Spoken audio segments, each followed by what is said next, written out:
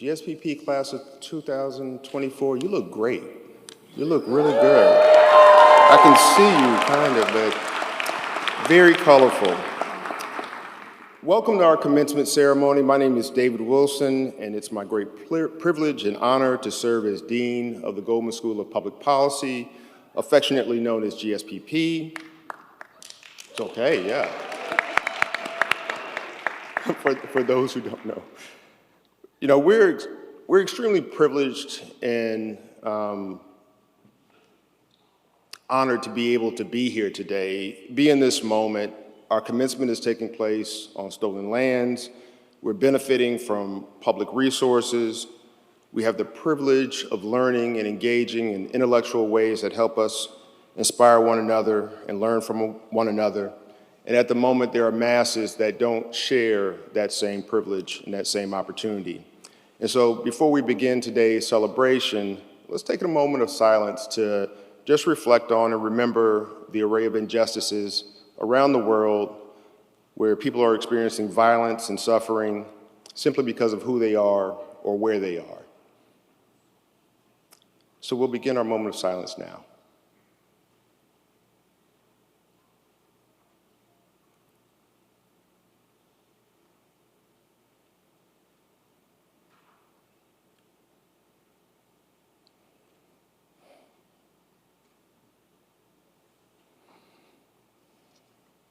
Thank you for respecting and supporting that moment of pause. Today, we're here to recognize... No, it's okay. It's okay.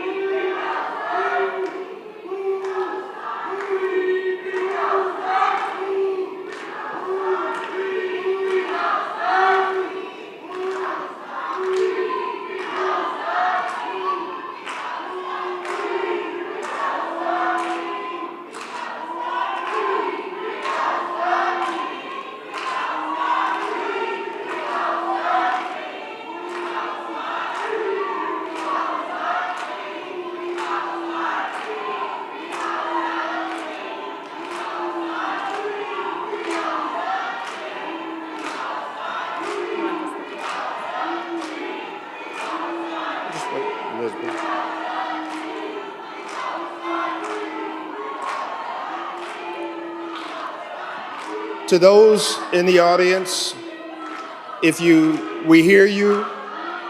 I think the audience hears you. I think you're making an impactful statement, and I applaud you for celebrating your speech rights and expression. As we'll learn over and over again at our commencement, one of the points of pride of being a Berkeley graduate, a Berkeley student, a Berkeley faculty member, and a Berkeley staff is we have to deal sometimes with the discomfort of democracy. And being able to express yourself is key to that. As long as we understand that these are principles we all share and that we all value, then we're actually living the promise of our democracy. And so I appreciate you all taking the opportunity to express your voice and do it at an event that your colleagues can see that you actually care about this issue, and we care about it as well. So today we're here to recognize how your intellect creates community, how your values create a passion for solutions, how your identity shapes your understanding. Today we celebrate your achieving a Goldman degree. This occasion is about you. We're here today, your family, your friends, they're here for you. You're a graduate of the Goldman School. You're a graduate of Berkeley. This is an exciting day, and you should celebrate. Please release a little bit of that stress and that happiness now. It's okay. It's okay.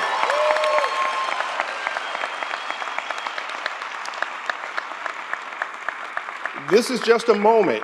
It won't last forever, and you only have one opportunity to celebrate. This is history, and you can celebrate it in any way that you'd like, but we're here today with you to celebrate with you. If you want to think back for a moment about when you were applying to graduate school, when you were writing your essays and maybe feeling a little bit nervous about what the outcome might be, when you got the letter of acceptance, when you arrived here on your first day, whether it was for math camp or first day of classes, you were at the #1 school of public policy in the world. Remember the exams. Remember the papers. Remember the projects. Remember the disagreements. Remember the anxiousness that comes along with being judged and graded over and over and over again. Remember the fight for equal pay for graduate students in their work.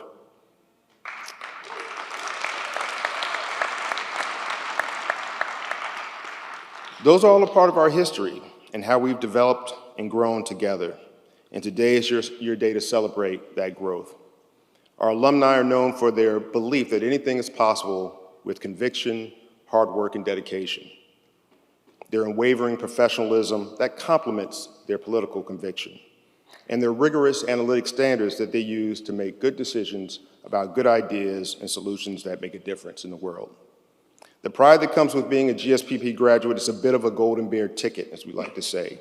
You'll instantly connect with thousands of other graduates, each with their story about how Berkeley or GSPP helped them or failed them. No one experiences Berkeley without some reflection that asks, why did I come here? Why isn't it good enough? Why isn't it better? But ultimately, we are all seeking to establish a sense of pride in our fortified identities at Berkeley.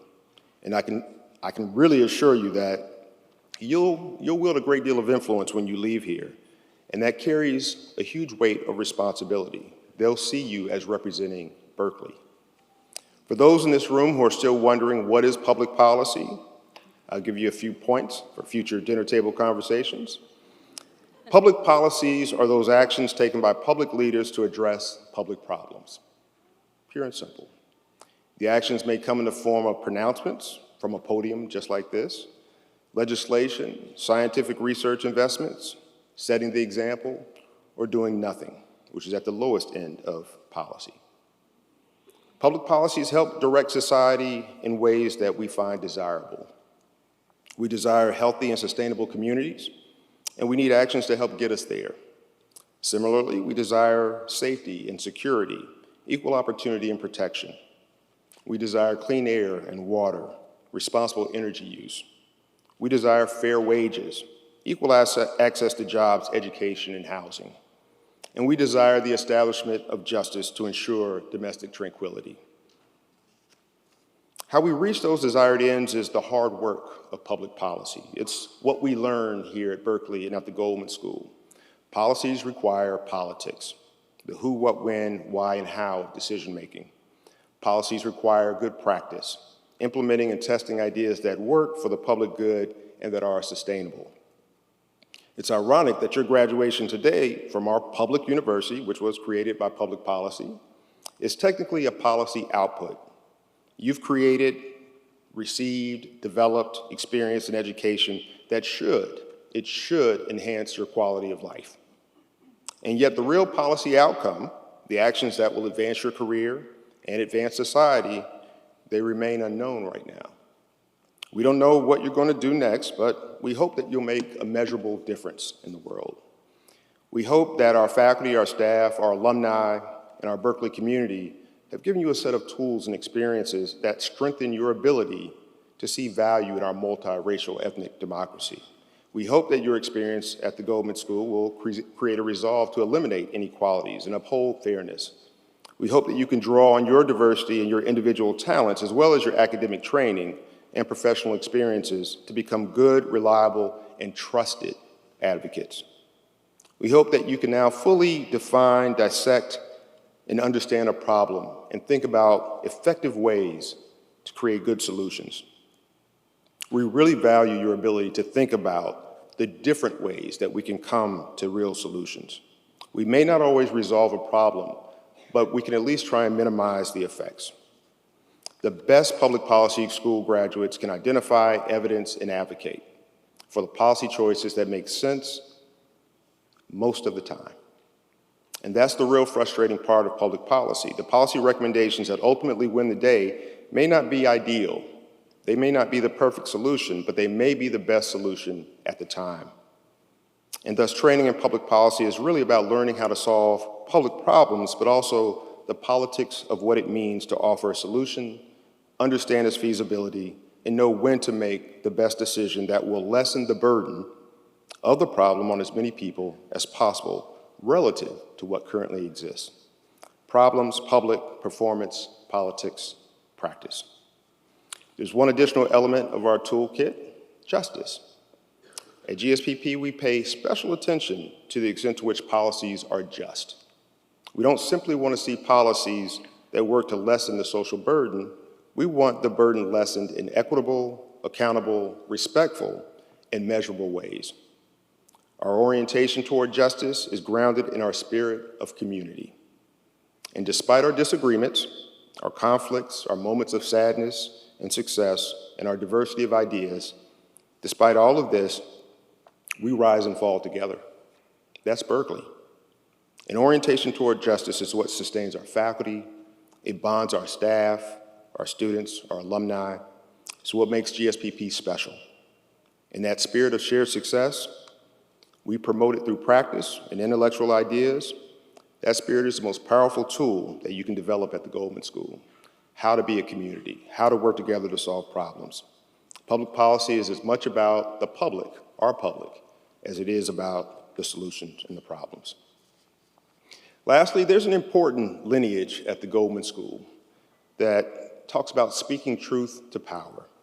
It's a catchy phrase, it resonates with most of us because from the speaker's perspective, the truth is always clear, and we simply have to tell the powerful what it is. Know this, you already have the ability to speak truth to power. Many of you came with that ability, and you can express that ability pretty easily. But implementation is everything. I hope you've learned that in your classes. In order for the truth to be heard, one must be able to listen.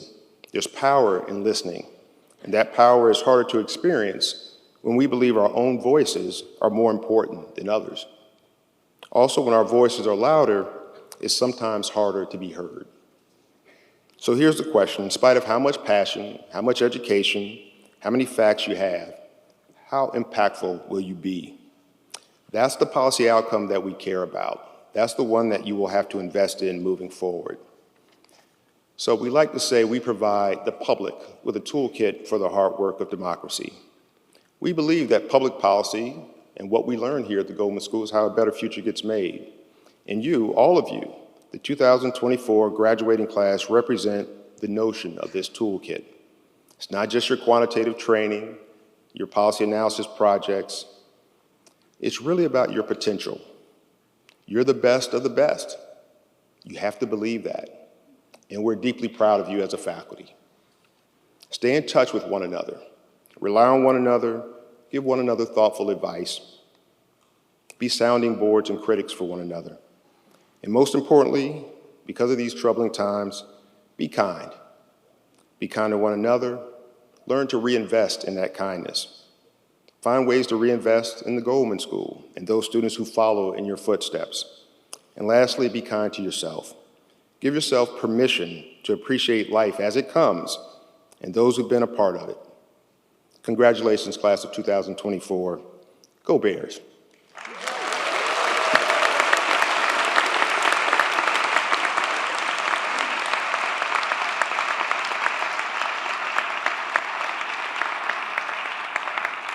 Thank you. And now, if you'd like to follow along in the program, the official program, it's here, we're going to have the president of our Cal Alumni Association come up and offer a few remarks. It's my pleasure and privilege to introduce you to Kirk Tramble. Kirk's a proud Berkeley graduate. He earned his bachelor's degree in electrical engineering and computer science in 1993. I see the gray. He holds an MBA from the Tuck School of Business at Dartmouth. He's also served as president of the Black Engineering and Science Alumni Club. In his professional life, Kirk's gained vast experience, corporate experience, working at some of the largest and most prominent companies in the world. He's a leader. He's a lair of the Golden Bear glamper. It's like camping, but fancy. He's a loving husband to a Bruin, yes. Son of a Golden Bear. It's like son of a bear, but son of a Golden Bear. And father of a current Golden Bear. Your son is quite tall, 6'5" or so. So please welcome Cal Alumni Association President Kirk Tramble. Thank you. Yeah.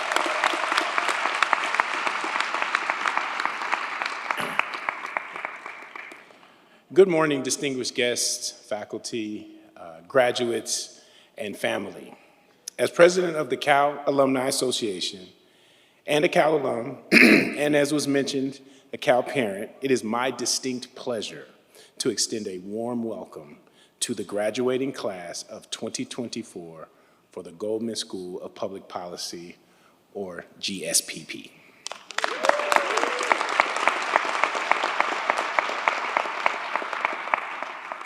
Congratulations on reaching this significant milestone in your academic journey. Today only marks the end of one chapter, but the beginning of another. And as you transition from students to alumni, I'm thrilled to invite you to join the Cal Alumni Association.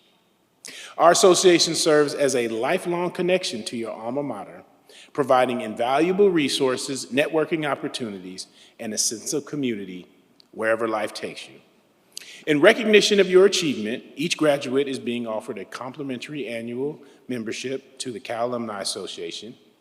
This membership allows you to stay connected to Cal after graduation, ensuring that you remain a part of our vibrant and supportive alumni community. And that's not all. As CAA members, you will also gain access to a host of exclusive benefits, including career services, discounts, and much more. For example, we recently hosted the Berkeley Creek Walk and Kingman Hall celebration, where alumni had an opportunity to reconnect with nature and fellow Bears. Additionally, our Empowering Women in Science event will bring together alumni and industry leaders for insightful discussions and networking opportunities. Furthermore, we are excited to present each of you with a beautiful lapel pin so that you can proudly display your Cal pride wherever your journey may lead. You can pick up your lapel pin at our table at the reception following the ceremony, where you can also learn about how to join alumni chapters, participate in events, and more. Congratulations once again, graduates of the Goldman School of Public Policy. Welcome to the Cal Alumni Association family. Fiat Lux and Go Bears.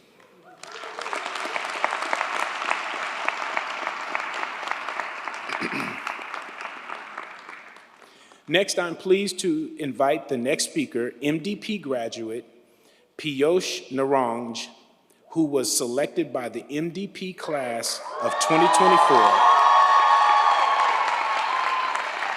as their student speaker.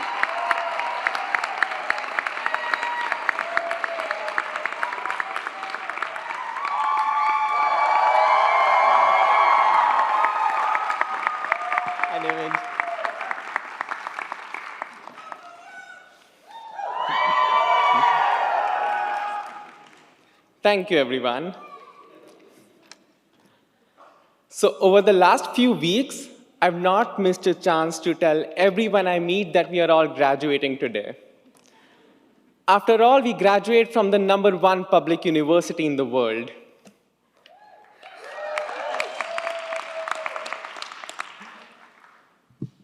But each time someone new asks what I'm graduating in, and I say development practice, I'm met with a pause, a thoughtful look, and then almost invariably a question. Oh, but what is development practice? In a split second, I would start thinking about every big word I've learned. Systemic change, welfare economics, global equity, thriving leadership, and so on. RCTs, yes. This question would become as expansive as it is essential. So I stand here today on the shoulders of giants, 22 incredible individuals who took the plunge to find the answer to this question along with me. Over the last 2 years, these individuals have spent countless hours reading books, analyzing frameworks, taking classes from public health to data sciences, from politics to renewable energy, to answer this question along with me. And like all great stories, ours too has an epiphany, a cliched one. The answers we sought were never just in books, they were in the people around us. I've been struck by how simple radical change looks like. Standing here with childish wonder, what could be more powerful than what was here all this while? So I say that today, development is the radical act of building communities that care. Development in practice today looks like building flourishing communities that believe in collective power. And if the last 2 years are anything to go by, MDP class of 24, you embody this very radical act of building communities.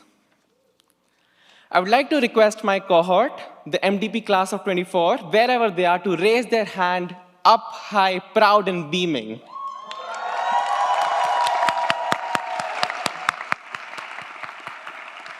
Keep your hands high. To everyone else in the room, I get the honor to acknowledge these raised hands. Individually, they represent 11 countries across 4 continents, each raised in an environment not connected by time, language, or culture. This is a cohort of bankers, teachers, lawyers, financial consultants, data scientists, researchers, and now proud development practitioners.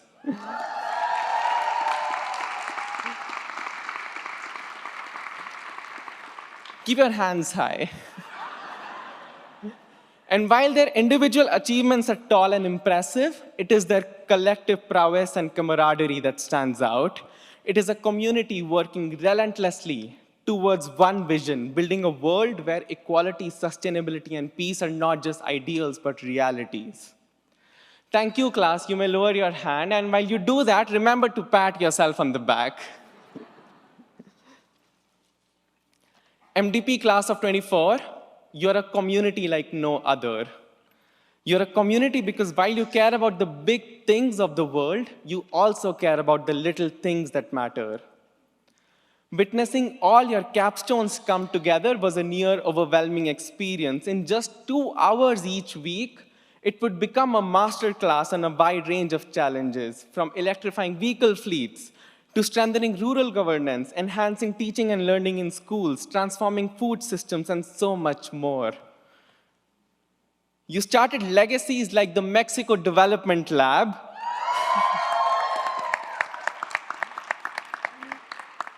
empowering a cohort of us to explore development firsthand in a new country, all of this entirely student-led. In 2 years, there hasn't been a single lecture where you haven't raised important questions, questions about equity and access, questions that challenge us to think deeper. And while you did all of these big things that matter, you also did the little things that matter.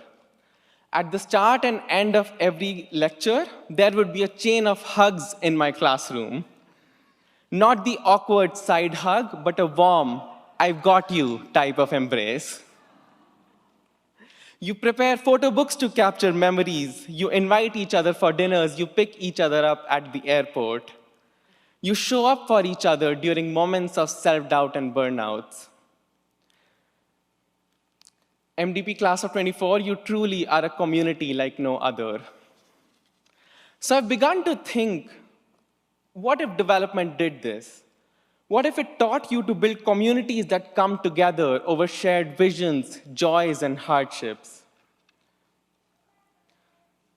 If this is what all of us could do together, I imagine what thousands and hundreds of thousands of communities like ours could do to reimagine development, to literally redraw what the world looks like today. And we have seen this in action right now. When student communities in the US, including here on this very campus and this very hall, stand up for the rights of Palestinian children and citizens.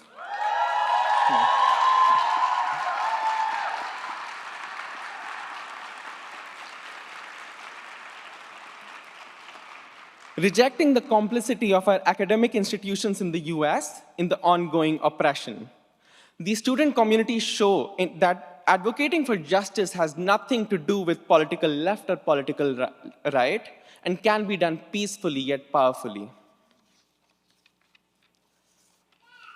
To David, Michelle, Krista, Tina, and Lilia, thank you for nurturing this community.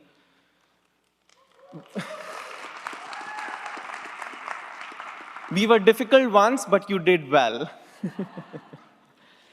MDP class of 24, the next time someone asks us, what is development practice? May we be reminded that it is about building communities that care about their people and the planet in all the big and the small ways that matter. Congratulations once again for graduating with a master's degree and a lifelong community. Go Bears.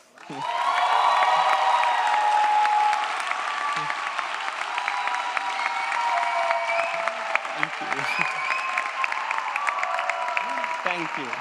Thank you.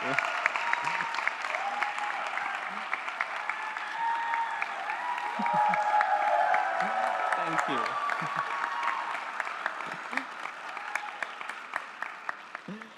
I'm pleased to invite the next speaker, MPA graduate Sarah Myroff, who was selected by the MPA class of 24 as the student speaker.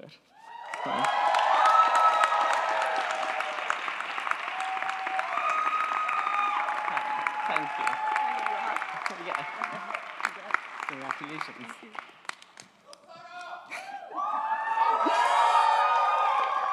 Good morning. I practiced that. Thank you, Piyush, and thank you to the family members, friends, faculty, staff, and honored guests who are here with us today, as well as all of those who are here with us in spirit. You have each given of yourselves to help us reach this moment, and we appreciate you more than we can express in words, so thank you. To my own family who did not know that I was speaking today, surprise, I love you. To my fellow graduates, congratulations, you did it. I wish you could all see yourselves in your caps and your gowns and your smiling faces. And to my MPA classmates, wow, we have shared some major milestones this year. Some of us have brought children into this world, including Holly, who is here with her 8-day-old son, Eli.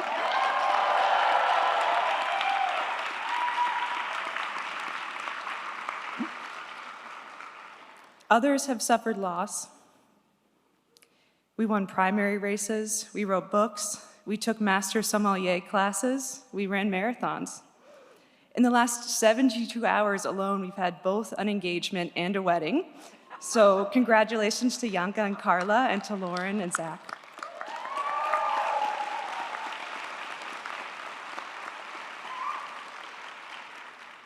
But as we've approached this final milestone of graduation, I've been reflecting on the beginning, on being locked in a windowless room together all summer long, drawing supply and demand curves, on long nights of karaoke led by our karaoke queen, Janar,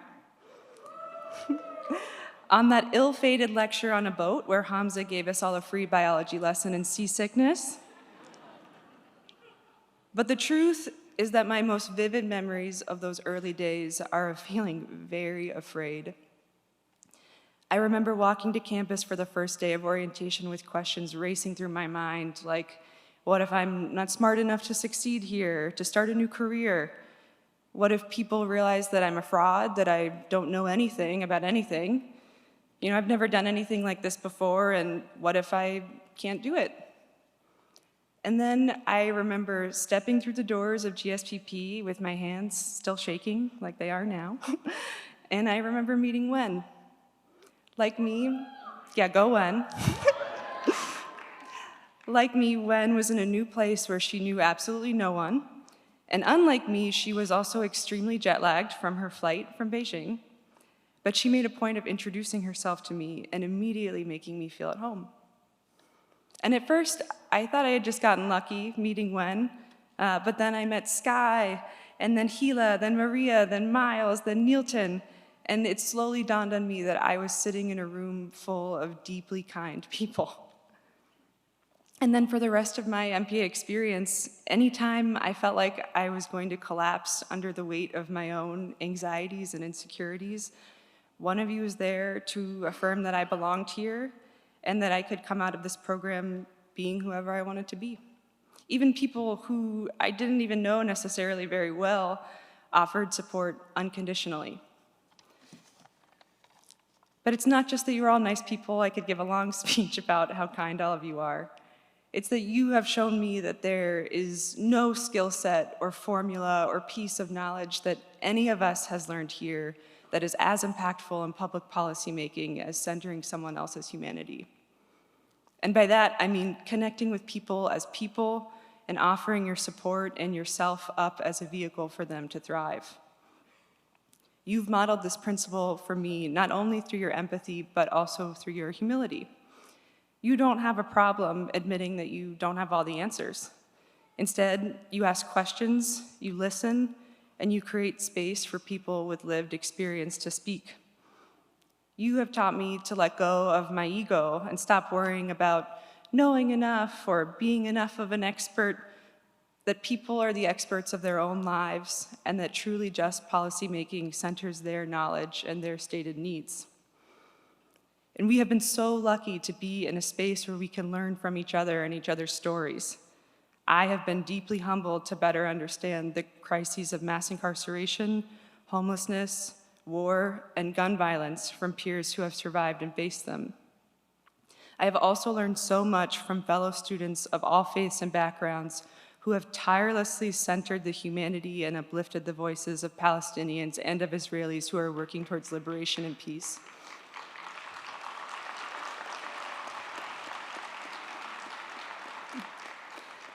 Finally, I'm grateful to those of you who have modeled how to hold space for the humanity of people that you are in conflict with, that you disagree with, even when this disagreement is profound, and even when you're working through trauma of your own. Because all of these unjust systems that we all came to GSPP and to Berkeley to dismantle, at the end of the day, are people. People who are overwhelmed and scared. Many of them want to do the right thing, but they feel insecure or ill-equipped. They aren't sure where to start. They may have more power than you do, but they still may feel powerless to be a part of the solution. You have taught me that transforming structures of oppression requires centering the humanity of people who are oppressed, but also making space for the humanity of people within institutions by trying to understand them as people and by giving them a chance to be partners in the struggle for justice. So, before you scatter across the world towards new beginnings, I will just say again, thank you so much for helping me grow and be a better version of myself. It's been a true honor and a joy to learn from you and laugh with you, and I look forward to cheering you on as you continue to lead with humanity and with love. Thank you.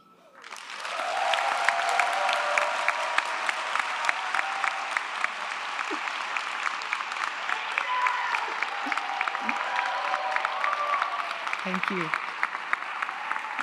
Wow, that's very kind. Thank you. Now, I'm pleased to invite the next speaker, MPP graduate Nika Madavi, who was selected. Nika was selected by the MPP class of 2024 as their student commencement speaker.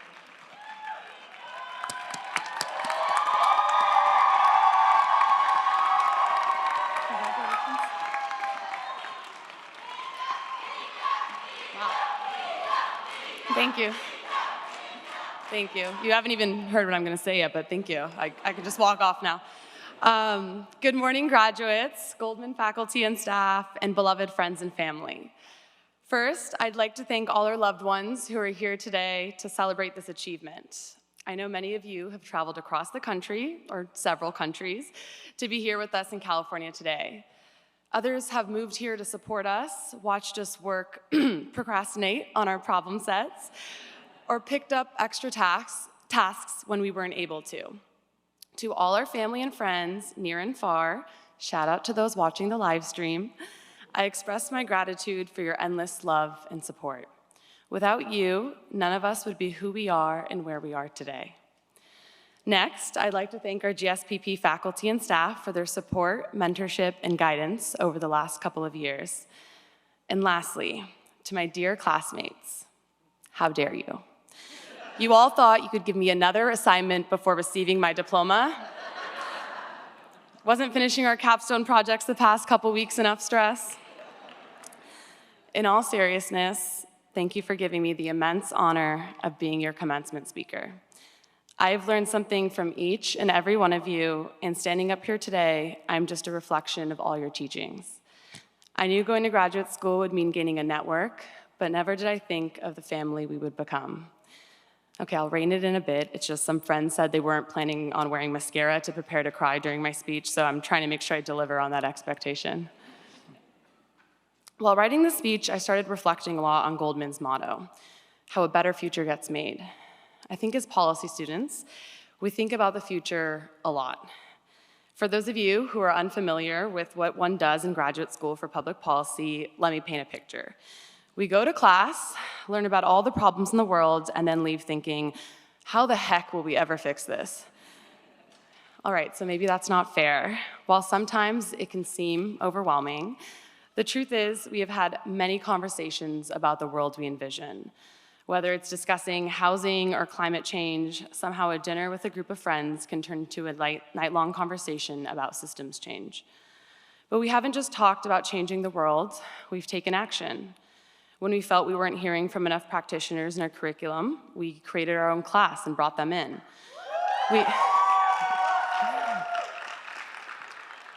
We continued to host our annual Students of Color in Public Policy, Race and Policy Symposium. We set history as we went on the largest academic worker strike in the fall of our first year. We've gone to rallies and protests together. We attended the sunrise ceremony at Alcatraz to support our Indigenous brothers and sisters, and we've shown up at the Gaza Solidarity Encampment. When our communities have called upon us, we've shown up. Speaking of community, we've taken time to cultivate ours.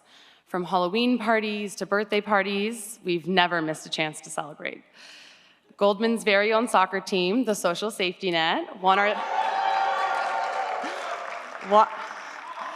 our league this year, Go Net. The guys actually wanted to do a whole bicycle kick routine, but I didn't want to accidentally take out any faculty on stage. So. We've celebrated Diwali, Ramadan, Hanukkah, Persian New Year, Lunar New Year. Whatever the occasion, we shared our food and our cultures. We've gone on road trips up the coast, spring break trips to other states or countries, met each other's families, attended each other's weddings, among so many other events. Honestly, we've been so busy the past couple of years, it's amazing we somehow made it to class. But we have created a community that knows no borders, no color, no religion, no class. We have created a community that I know will last. I didn't mean to rhyme there, but here we are. Of course, I can't talk about the future without talking about uncertainty, fear, and challenges. Back in the fall, despite thinking I was a healthy 28-year-old, I received a stage 3 cancer diagnosis. I debated a lot whether I wanted to include this in today's speech. Is it too personal, too sad? But the reality is, this is a story of hope. And the truth is, my cancer journey and treatment has not been about me. Whether you're a professor, fellow student, or a loved one who wrote me a card, cooked me a meal, sent me a gift card or text message, prayed for me, or just spent some time talking with me, thank you for affirming that my hope in humanity is not misplaced. We are stronger, more resilient, more powerful with the love of our community. And the truth is, we are all loved more than we can even imagine. I wish it didn't have to be in times of sorrow to be reminded how much another's well-being is bound to our own. On that note, it is not lost on me the privilege I have as an Iranian-American woman to stand up here and speak while the regime in my homeland imprisons and kills people for simply speaking up against human rights violations. And why travel so far? Institutions in our own country have attempted to silence university students who dare to question why our university systems spend billions in weapons manufacturers to kill innocent Palestinian civilians and destroy hospitals and universities halfway across the world. Oppressive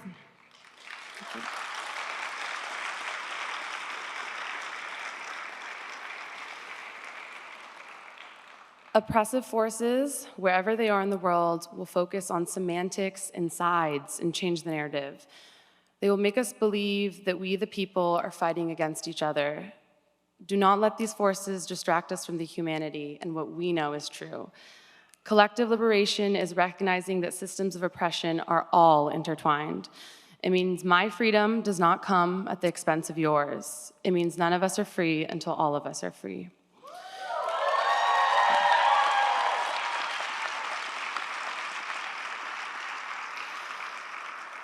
Perhaps our vision of the world may seem naive to some, impossible to others, but I ask, if what we've done in the past hasn't worked, why can't we reimagine the tools we use to build our future? Today, I showed up in the only way that I know how, as myself. So as you go on into the future, in whatever endeavor comes next for you, in whatever position of power or trust you hold, remember to always bring yourself. Who you are, what you've learned inside and outside the classroom, what you've experienced in life. Continue to imagine a more just and humane world. Continue to have those difficult conversations, continue to question, and continue to show up for your community. Because that, my fellow graduates, is how a better future gets made. Thank you, and congratulations, class of 2024.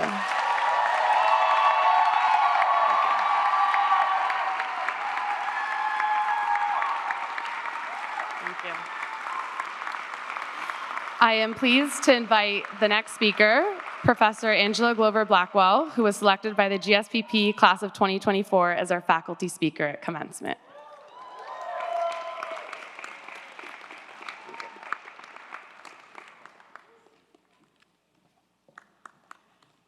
Hello, everybody. I'm Angela Glover-Blackwell, and I'm a professor of practice here at the Goldman School. And I've really been so grateful for the welcoming that I've received here as joining the faculty as a practitioner, not as an academic. And I'm really honored to have been selected by the students to be the faculty speaker, though I don't know that I'm pleased. It's a tough time to speak to graduates. These are challenging times, and they're very challenging times for entering your adult life, your work life, your career. But first, before I get into my remarks, I want to really express my gratitude to all of the families and supporters, because I know how hard you work to be able to help the graduates reach this point. Thank you for all of that. And I want to congratulate the graduates. You have worked so hard to really get a graduate degree, to be able to add to your skills and your abilities, to be able to make the change you want to make in the world. We are all so proud of you.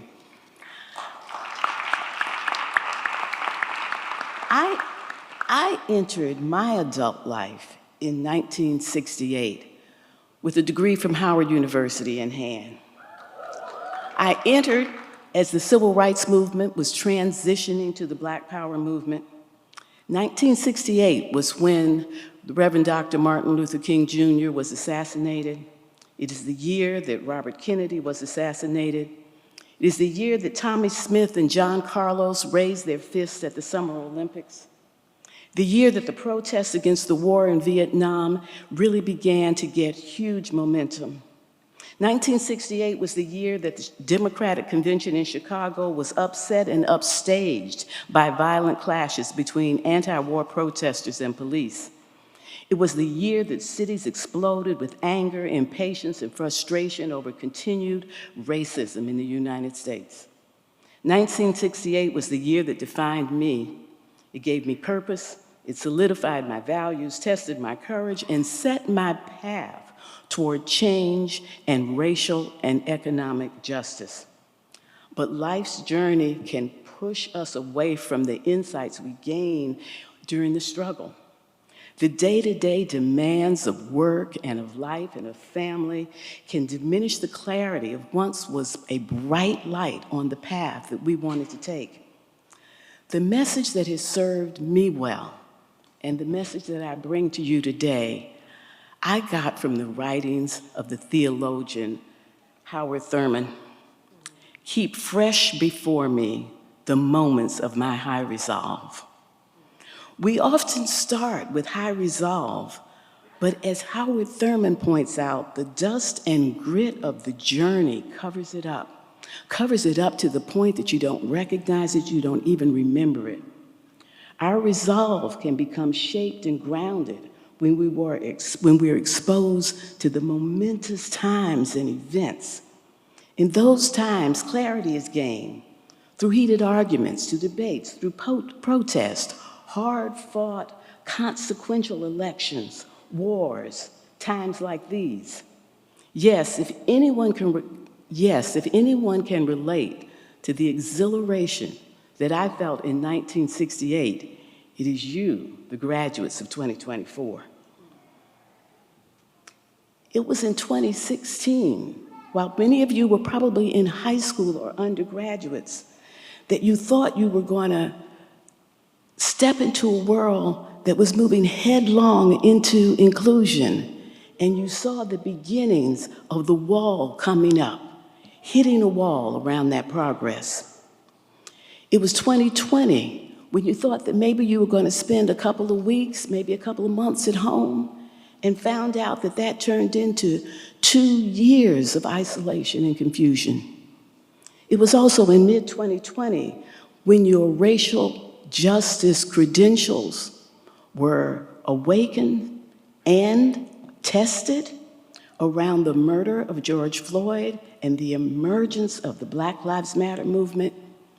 In January 2021, you saw the nation's capital attacked, and now you are faced with having to wrap your heads around the war on Gaza and the possibility of authoritarian rule in the United States, a place that has served and been thought of as a bastion of democracy.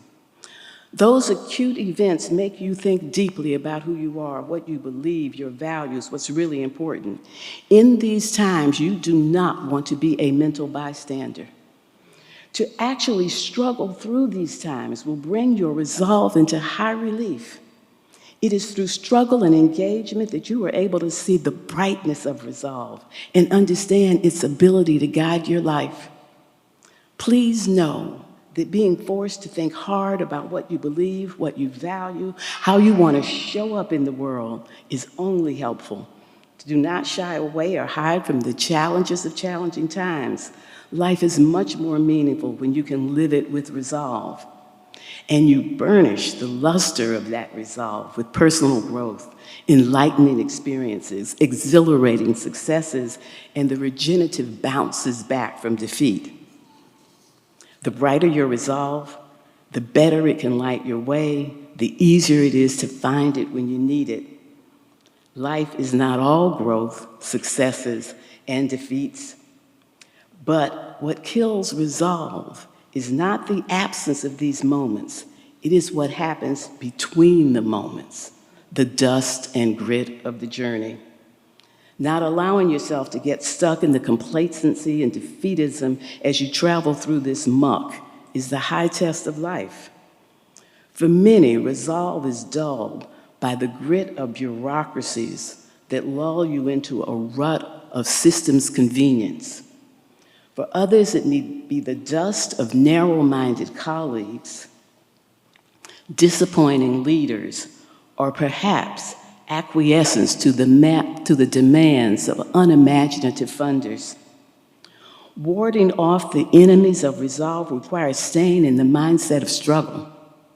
The very things that dull resolve also keep us from achieving our goals. We must struggle against systems that perpetuate racism and exclusion, leaders who are not accountable to the people, and the absence of courage and imagination. These inevitable obstacles obstruct our ability to change. They muddy the path.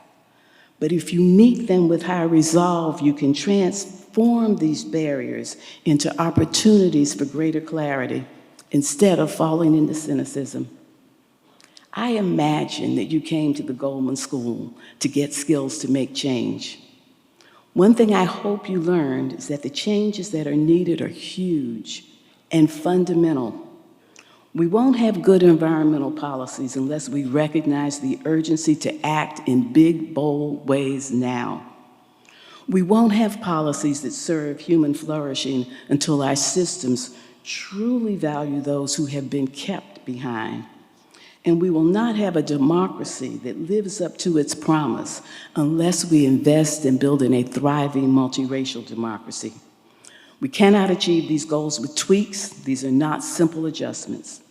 These are transformative changes that will require the courage to challenge the status quo, the willingness to admit ignorance and prejudice, the skill to work with people whose views you do not respect, the confidence to take on tasks that you are sure you cannot handle, and sometimes join with people who you do not understand or feel comfortable with, but you must trust because theirs has been the experience of authenticity. This work, the work of advancing good public policy, requires resolve, high resolve. My hope is that as you venture into the world of improving society, you will lean into the struggles that define your time and find wisdom and clarity, and then keep before you the moments of your high resolve. Good luck, graduates.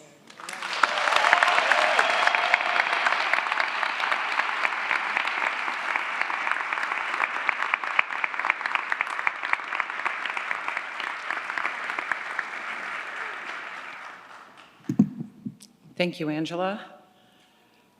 Morning, everybody.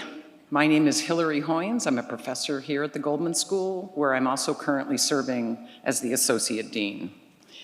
It is my great honor to have the time with you today in order to present our Outstanding Graduate Student Instructor Award. This is something that we do at commencement every year, where we make an award to a graduate who has worked as a GSI, graduate student instructor, for a Goldman School course. It's one of the really unique things about our program that so many of our graduates engage in the educational mission of the university.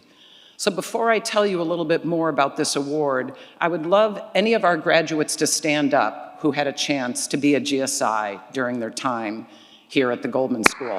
Thank you. Thank you very much.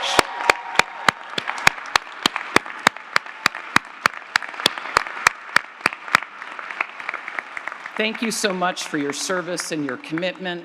Doing this on top of all the other things that you're doing in your coursework and your collaboration is really, truly remarkable. So thank you so much for that.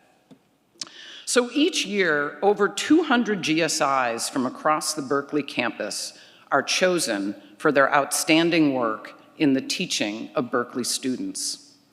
The selection criteria for the award are many. Let me just mention a few.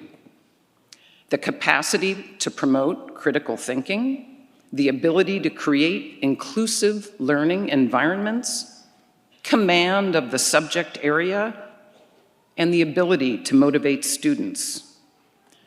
The evidence upon which the award may be based on includes evaluations submitted by students, letters of nomination by faculty or students, as well as documentation of teaching excellence submitted by the GSIs themselves. So this year, I am very excited to be able to present 3 Outstanding Graduate Student Awards.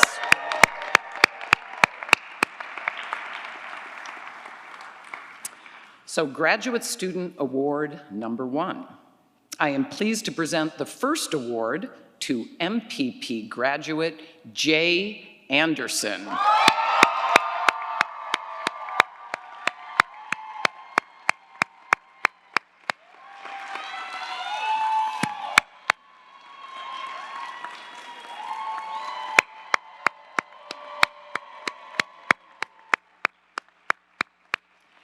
Jay was a GSI for our undergraduate minor course, Public Policy 101, Introduction to Public Policy Analysis, and was nominated by Professor Larry Rosenthal.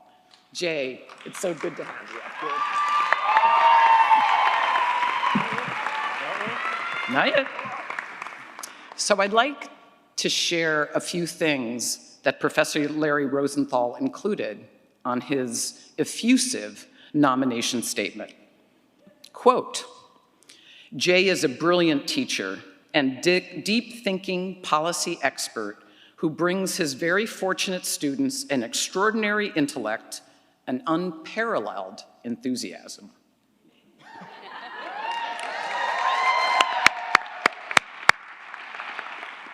He asks of them what he brings to his own work as an MPP student, namely, piecing together levels of inquisitiveness and creative thinking. Jay is also an invaluable team member, sharing nothing but empathy and support with the PP 101 teaching crew. I will greatly miss working with him after his graduation and wish to honor his devotion to the field of public policy and the Goldman School's mission. Jay is a quintessential candidate for our Outstanding GSI Award. Congratulations.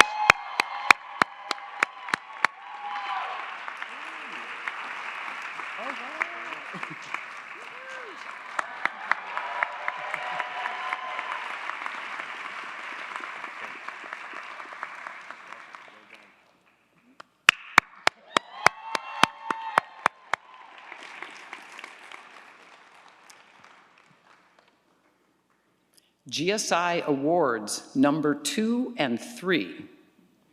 The next 2 graduates were nominated together, a first as far as I know, but the history on this stage is much longer than my own. So today I'm incredibly excited to bring together to the stage MPP graduates Ingrid Ang and Zoe Klingman.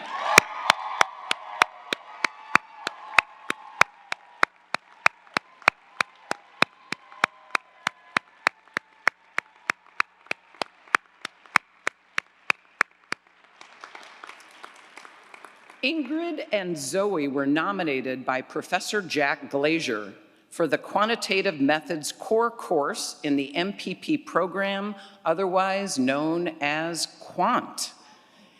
Ingrid and Zoe, congratulations.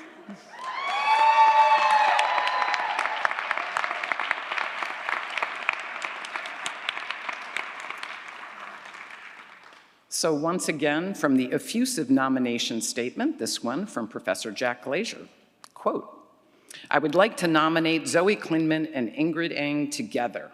They worked seamlessly as a team. They were GSIs in fall 2023 for the fall course of the quant sequence, PP 240A. They were timely in all of their work. More importantly, they were an excellent and receptive resource for students in the class. Furthermore, they produced answer keys for problem sets and exams, everybody's favorite, that were exceedingly thoughtful, clear, and informative. They provided helpful feedback to me, Jack Glazier, on class materials, and they were exceptionally professional. Thank you so much.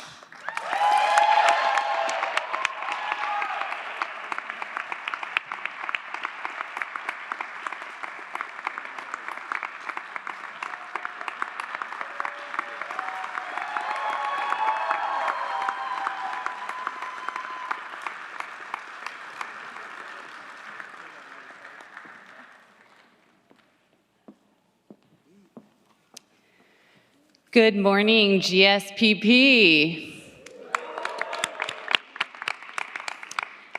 My name is Professor Caitlin Patler, and it is my honor to present the Smolensky Prize for Outstanding MPP Capstone Award to an MPP Class of 2024 graduate. I had the privilege of teaching one of the 7 capstone courses for MPP students this semester.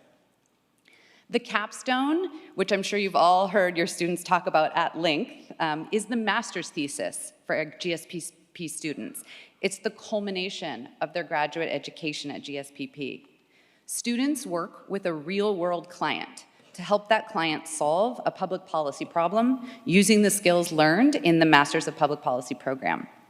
This award was established in honor of the late GSPP Dean Emeritus, Eugene Smolensky, and is presented at commencement each year.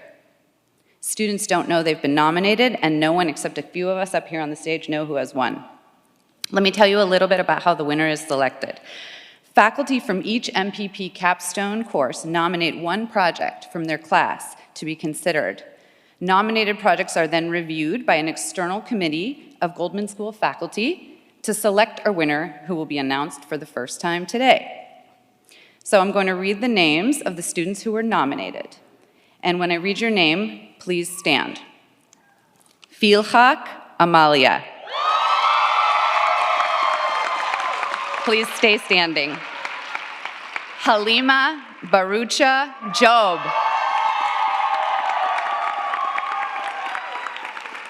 Avalon Bauman.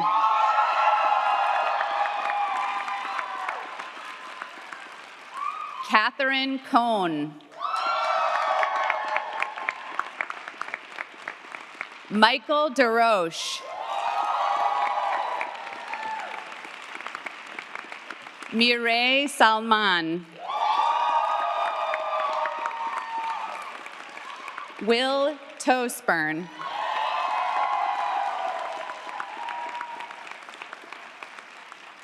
Are we ready? Okay. I am very pleased. It's my honor to announce that the MPP 2024 graduate selected for the Smolensky Prize for Outstanding Capstone is Philhak Amalia. Please join me on the stage, Philhak.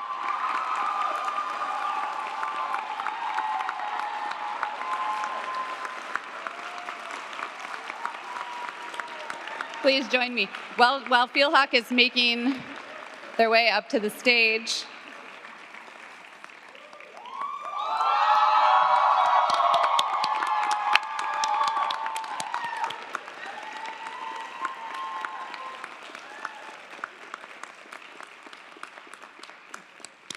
all right.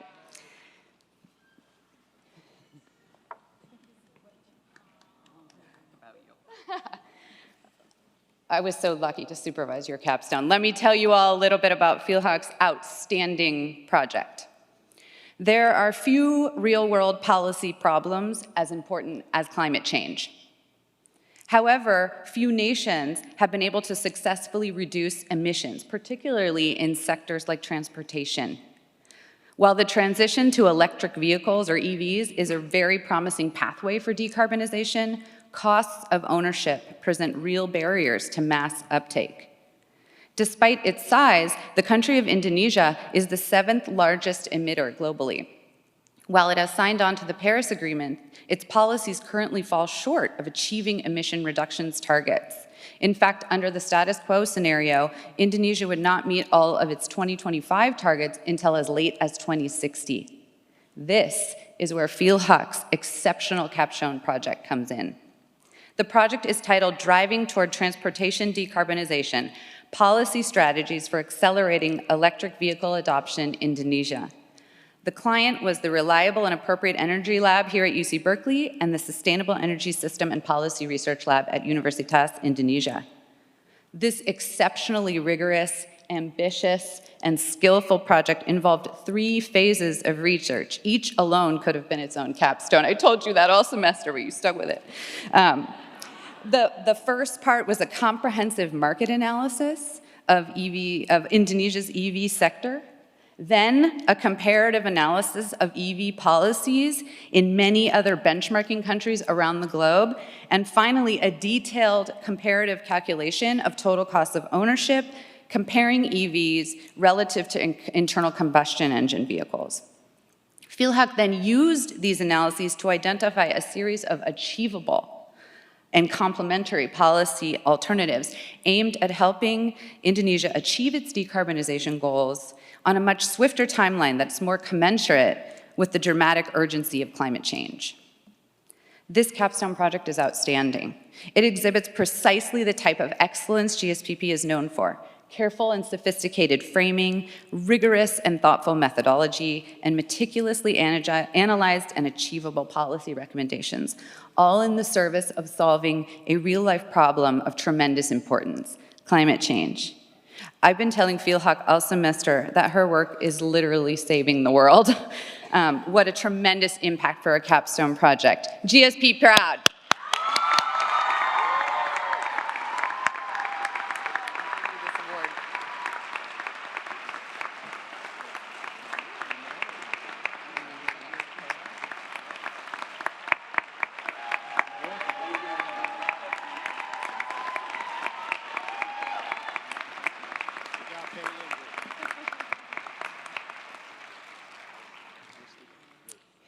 My name is Erica Weisinger, and I am thrilled to present the Bardak Prize for Outstanding Capstone of a Master's of Public Affairs graduate.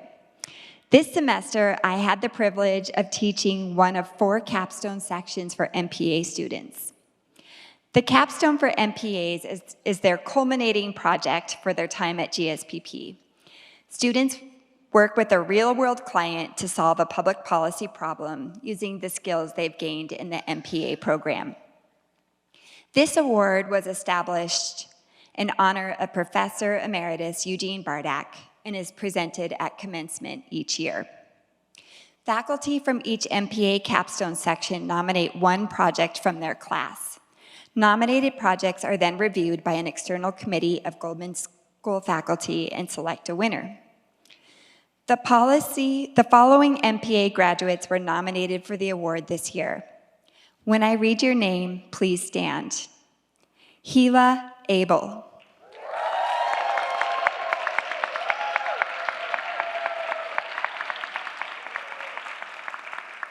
Shino Sato.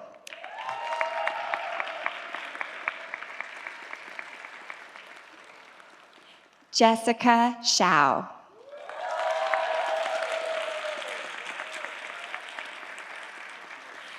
Anjali Nambiar.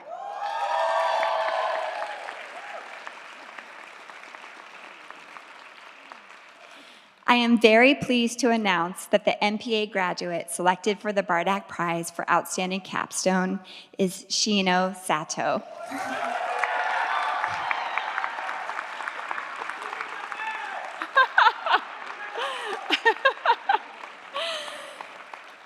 So Shino had to return to Japan prior to graduation today, so we're presenting her award via live stream virtually. Shino's client was the Center for Environmental Public Policy here at GSPP. Shino's capstone, well, let me start by saying I think Indonesia is in really good hands because Shino's capstone was about strategic planning for the decarbonization of Indonesia's power sector. So once folks are plugging in all those EVs, you'll be glad to know that with Shino's guidance, the EVs will be powered not by coal.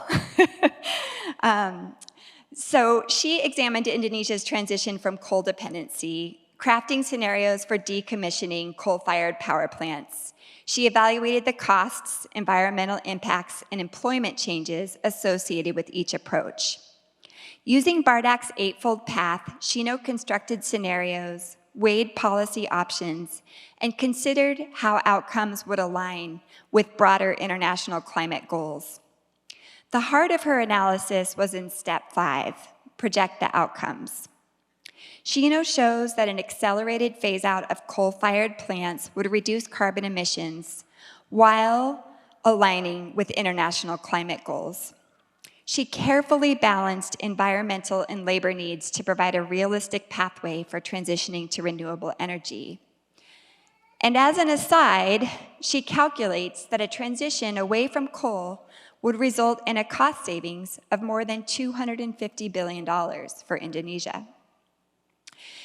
As her client David Woolley notes, this is an important lesson for Southeast Asia and for other nations that continue to use coal to generate electricity. Shino had many superpowers that helped her write this outstanding capstone. Not only does she have a brilliant mind, but she was incredibly collaborative throughout the semester. Our sections are structured in a way that everybody provides feedback on each other's work. And our section was especially opinionated. Opinionated about how Shino should go about doing this work. So on day 1, Hamza took her aside to talk about the political context in Indonesia. And by the time she was presenting her findings, Sarah took her aside, Sarah, who has a background working with Bernie Sanders, to talk about the labor implications. And Shino would listen to the feedback and she would say something like, "Thank you, I'll take that into consideration." And the next week, she would have completely developed a new approach based on the feedback that she received from her peers and from faculty advisors. So it was also her humility and her collaborative approach that I think really made her capstone shine. So yeah, her collaboration with all of us made her already brilliant thinking even stronger. I don't know about you, but when I think about existential threats like climate change, I will sleep a little better at night knowing that brilliant scholars like Shino and so many people in this room have put in the thought and the ability to really think through solutions that can help make the world a better place, solving the most pressing issues of our time. Congratulations, Shino. We are so proud of you.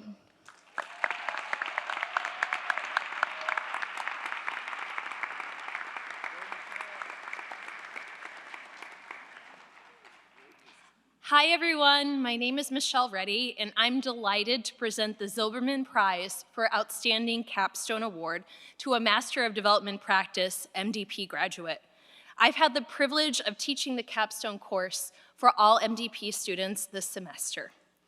The capstone for MDP students is their master's thesis and is the culmination of their graduate education at GSPP.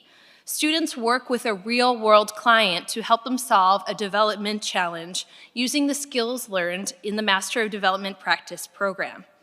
This award was established in honor of Professor David Zilberman, who's sitting here, founding director of the MDP program.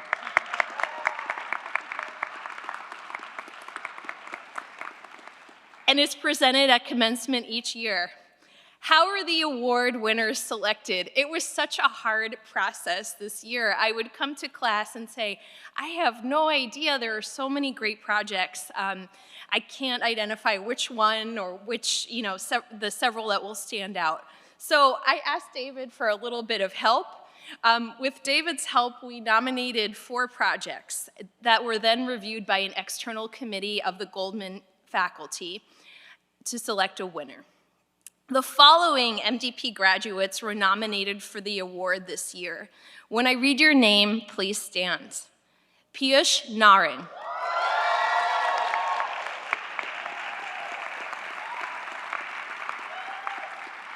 Sumate Pruik Rudi.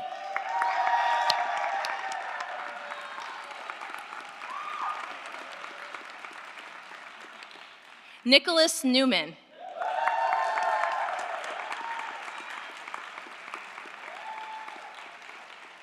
Catherine Egger.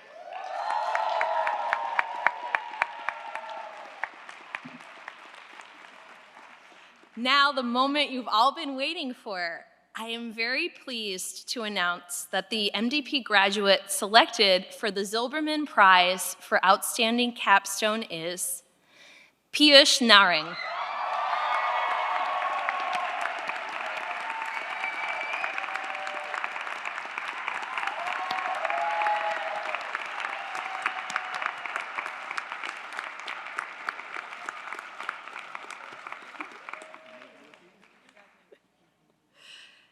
So the title of Piyush's project was Red Alert, India's Sweltering Heat Waves, Protecting India's Informal Workforce from Extreme Heat. His client was the India Energy and Climate Center at the UC Berkeley Goldman School of Public Policy. We all know that global governance of climate change is a major international policy challenge. Piyush Naran's project proposes a practical way to mitigate the impact of heat waves on India's vulnerable populations, particularly the informal workforce, through a feasible approach, low-cost, passive cooling shelters. His project draws on a sustainable and inclusive approach to urban planning and disaster preparedness. First, Piyush constructed a comprehensive heat wave vulnerability index using GIS. Then he drew on case studies. He then designed cooling shelters adapted to the environmental and social landscape of India, and in a final step, engaged stakeholders through interviews. His policy solution aimed at developing and deploying cooling shelters while leveraging existing public infrastructure has the potential to reduce the risk of heat-related morbidity and mortality for 380 million informal workers in India. Congratulations, Piyush.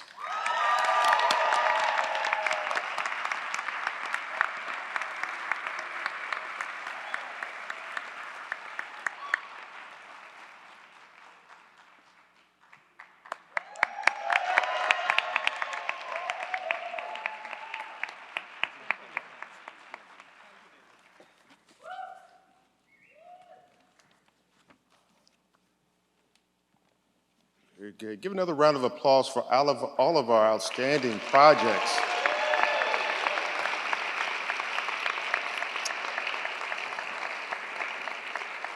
We are really GSP proud. Really, really good work. So I'm thrilled to introduce our commencement speaker for this year, Latifah Simon.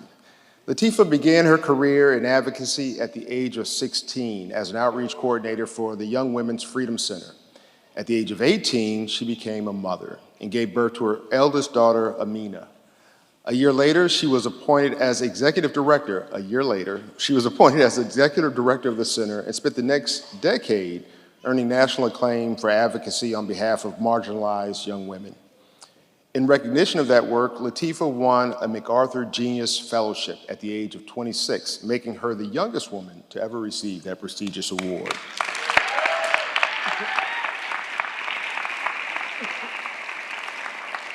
Currently, Latifah is president of a donor-advised medal fund that invests in communities and leaders on the front lines of the social justice movement. She's a 25-year veteran, organizer, and nationally recognized advocate for civil rights and social justice. She was born legally blind, and Latifah relies solely on public transportation and sought to make the Bay Area Rapid Transit, or BART, more affordable for working families and transit-dependent people like herself, and like me, I'm a BART user. I learned this morning it doesn't start till 8 o'clock, so I need to pay more attention to the website. Eventually, she ran for and was elected to serve on BART's board of directors as a leader. Latifah graduated from Mills College with her bachelor's degree in public policy and was selected her class commencement speaker. That was just practice. Right? Later, she earned her master's of public administration from the University of San Francisco. And in 2020, Latifah was appointed a senior advisor to the governor of the state of California on police reform and serves on the board of directors for the San Francisco Foundation, Rosenberg Foundation, and the Tipping Point Foundation. She's a remarkable public servant and will continue to be a leading voice in Oakland, the Bay Area, the state of California, and our nation as a champion for policies that strengthen our democracy and our communities. Everyone, please welcome our 2024 commencement speaker, Latifah Simon.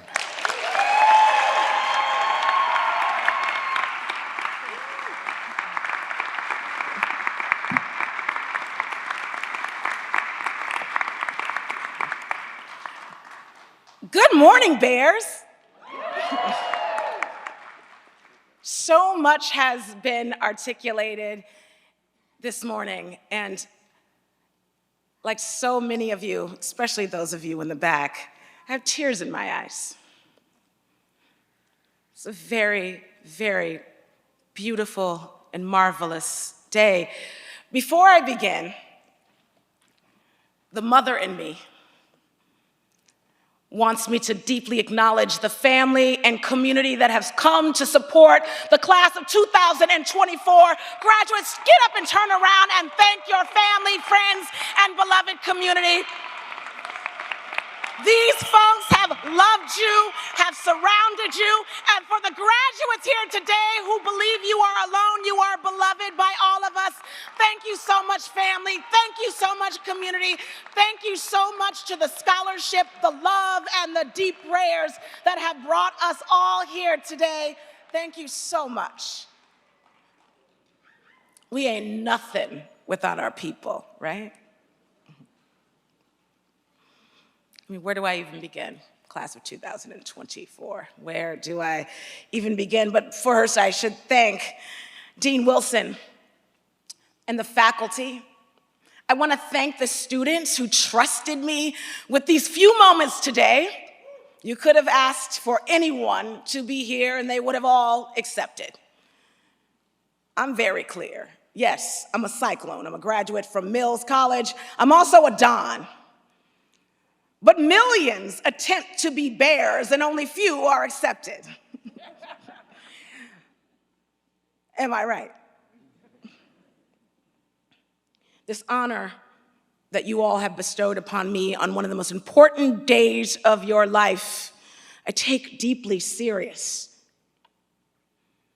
I also acknowledge that May 19th is the birthday of the beloved son of one of the greatest movements in this country and the world, El-Hajj El-Malik El-Shabazz. It is the birthday today of Malcolm X.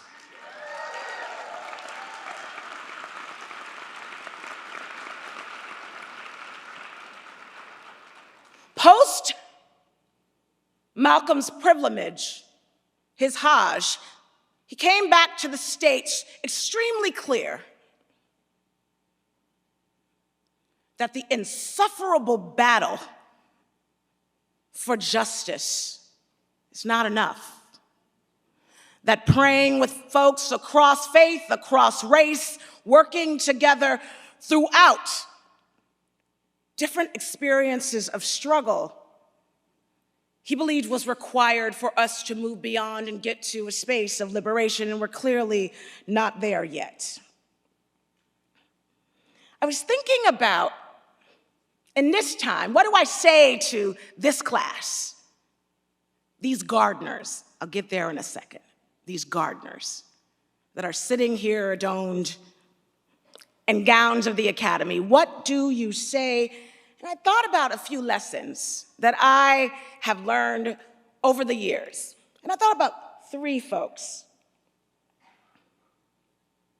One being King. We celebrate the words and the power and the experiences of Dr. Martin Luther King, but we have attempted as a nation to sanitize his politic. King was very clear in many of the sectors that we are all fighting for and with, but he was clear on one thing about war. He said, I consider war to be evil, and that I must cry out when I see war escalated at any point. Let us be like King.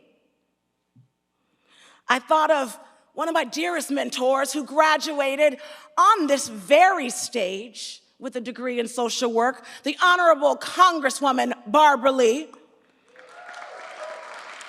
who said of the 20 million people living in poverty in this great state, we must see that ill as a moral disgrace.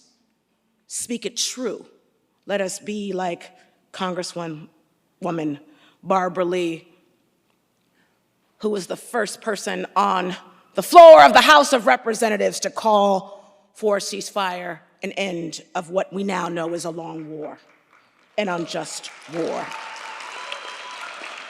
Let us be like Huey P. Newton, who understood that the power of the academy dwarfs the power of the poor. Let us be clear that we must be like Huey. We must think of ourselves like Marion White Edelman, who for 50 years of her career as a warrior for poor children refused to concede to the factor, to the promise of capitalism that some must not eat. Let us be like Marion, who said that every child deserves everything. Let us be like Miriam, and in a world filled with stifling division, deep, profound hate, rapid inequality, prolonged injustice at the expense of children, with the democracy on the verge of breaking in half, like splitting a wood ruler, words of wisdom, my siblings, are hard to come by. We are, in fact, celebrating today, but we are weary. But one thing I know is that we are not weak. Do you hear me, class of 2024? We are in this space where you all are graduating. First of all, reading a speech at this time, I don't want to read my speech. Can I just talk to you guys?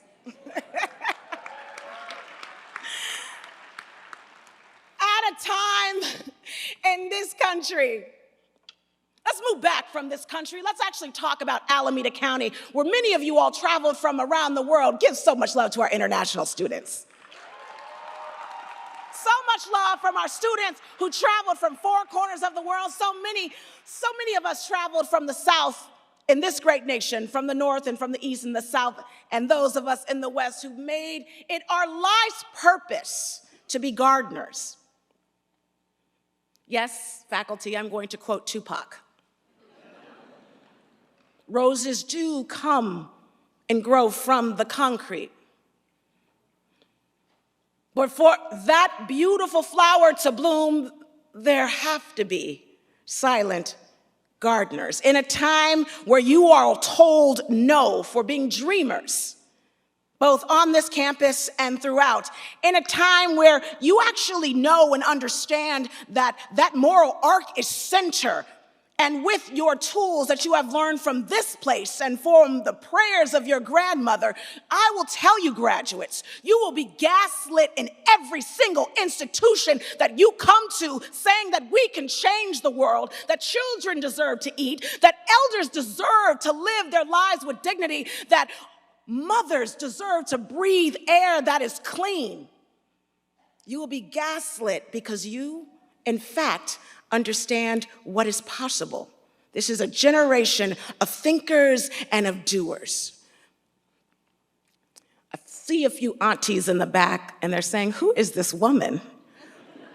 I don't exactly know how I was chosen to be here today, but I came to tell a story. I'm gonna tell you a little bit about myself and how I know these things to be true. I was a teen mother and I lived in public housing in San Francisco. I was on juvenile probation as a young person. Clearly, I know firsthand that the justice system doesn't work for folks in this country. I got the opportunity with the baby on my hip to run a small organization now named the Center, the Young Women's Freedom Center, essentially a Highlander Center, a political space for young women and girls who have been in prisons and jails without a college degree, but with a baby and a lot of experience and a lot of trauma and a lot of hurt, but a lot of revolutionary politic. I helped to create a movement in this country led for and by previously incarcerated young women and girls and their trans siblings. It is a multi-million-dollar annual institution that is pushing the boundaries of what lawmakers should do. Many of you will be working for NGOs across the nation, and you will be told by your supervisors, if you're not already the supervisors, that that'll never work. This public policy remedy has been tried before. When I talked about those three folks that I want to lift up in this moment, I think about Congresswoman Barbara Lee. And I think about when she got on that House floor and demanded that the United States Congress invest in the lifeblood of folks who were living and dying of HIV. And I know that the Calvary isn't coming to save us. We should be like Lee. The Calvary is not coming to cool down the earth. The Calvary is not coming to figure out ways in which folks who are sleeping outside on the concrete right now, all 7,000 of them in this district, the Calvary will not create housing opportunities for them. The Calvary will not figure out an opportunity for foster care youth to be guided through a system that was made, in fact, to problematize their brilliance. The Calvary, I argue, today is you. You hear me?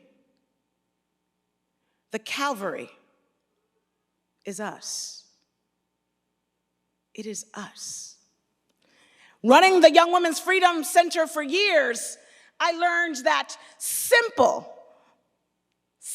solutions to old problems bring about just changes. In my time running that organization for over a decade, we decreased recidivism amongst young people who the probation department could not help by over 90%. Now, let me tell you, how do you keep people out of jail? You give them housing, love, second sometimes, and third chances, knowing and understanding that when you invest deeply, we see progress. It was a young woman about 39 years old who was running the district attorney's office. She saw what we were doing. Her name was Kamala Harris. I don't care what you think about her politically, but she hired me. I had no college education, and she said, I want you to do what you did out there in here, because the power of the elected is where change can happen. She asked me to put down my bullhorn. I still have it in my closet. put down my bullhorn. I had shut down many a meetings. But she asked me, you can continue to beg folks in power, the elected, the wealthy, to shift and make the change for the folks that you care so much about, or you could do what some rarely want to do and go on the other side of the dais, step into the seat of government and be held accountable for systems that were resurrected by people who did not see you as human. I took the job.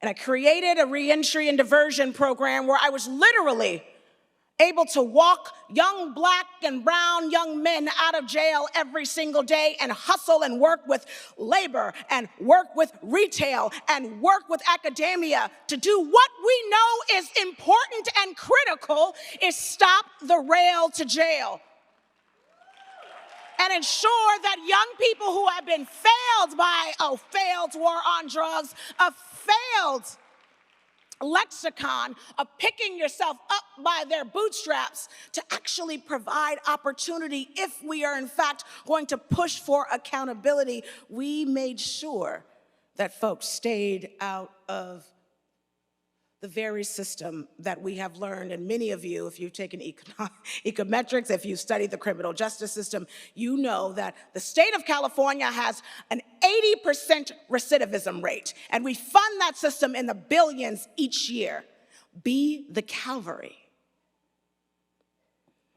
After the murder of Oscar Grant, many of us flooded into the BART Board of Directors meetings weekly, demanding justice for this mother who had lost her son, an unarmed young black man who was killed 13 years ago by Bay Area Rapid Transit Police. When I was asked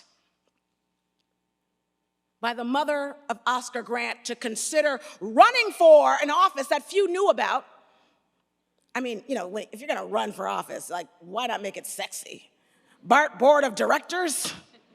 But as a legally blind woman who had just buried my husband from a 2-year deep battle with leukemia, left with 2 babies, I said yes, because I understood from those years of experience that institutions are in fact made up of people who oftentimes make bad policy and are worst at implementing that bad policy that they make. I decided to do just that and run for a local office. It's been 8 years, and what I learned from then DA Harris is under-promise and over-deliver.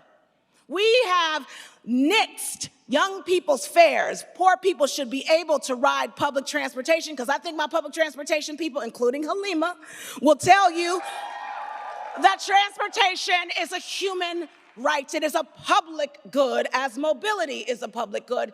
I was asked by community to reform a police department, and as a radical, many of folks told me that it wasn't possible. But you know what? Law enforcement ain't going nowhere. What we can do is root out horrific policy and create accountability structures that hold good and bad accountable, and make sure and ensure that folks who are dealing with the most incredible challenges in our communities don't have to face unethical policies, that they never get there, that housing and good employment and beloved community is what that takes. So being on a board that very few folks have known about, the last 8 years for me has taught me this. Of those 2 wonderful, and I'm very, very proud of those successes. But there were many others, because I learned to work close and hand in hand with a policy analyst. I learned to work with the staff who are writing the literal policy, which elected officials oftentimes take credit for. Gardeners, we need you more now than ever. As many of you take off your robes and plan to go back to your offices tomorrow, others, you're thinking about what is next. Be the gardener. The seeds are deeply planted, but the soil needs nurturance. It needs wisdom. It needs collective community. You will go in spaces where you will have the opportunity to create peace, literal peace. You will go into spaces where you're given the challenge to find flour, to make bread. Graduates, the divine opportunity to change the world is not just our responsibility. You know this from being students. It is our assignment.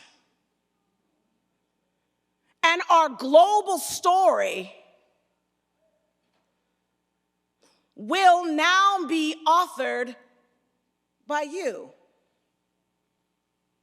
The Calvary, the gardeners, the authors of unique and credible policy.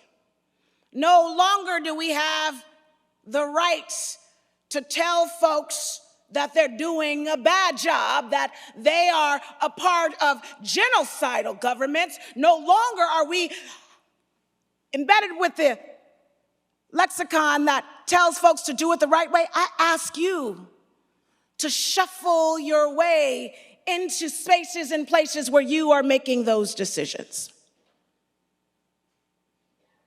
It's you. It's us. And may we celebrate on this day and others our training, our discipline, our deep love for our brethren. May we pray together, have Shabbat together, make Salat together. May we pray for a day that makes our grandmothers proud. Thank you so much for having me today. Go Bears!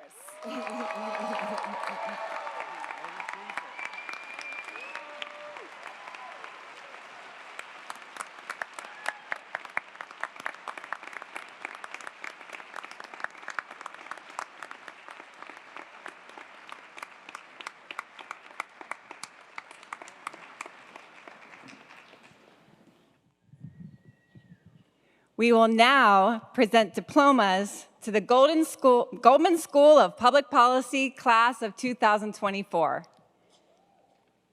I am pleased to announce graduates from the Master of Public Policy program.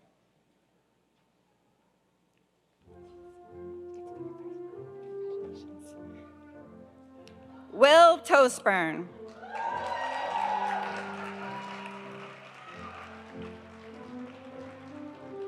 Catherine Cohn.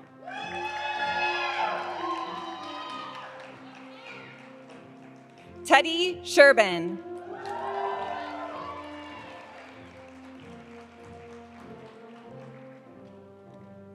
Kuka Gonzalez.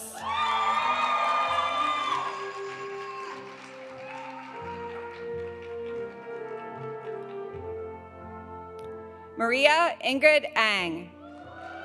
Mara, I'm so sorry. Mara Ingrid Ang.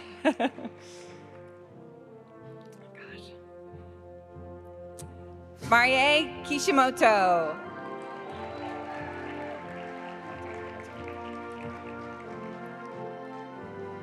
Gordon Wang.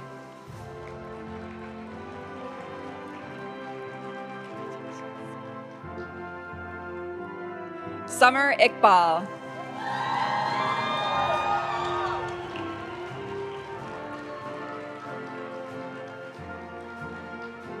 Halima Baruka.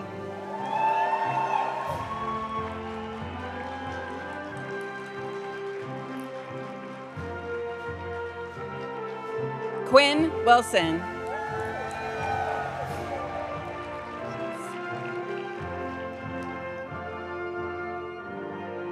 Trisha Lim.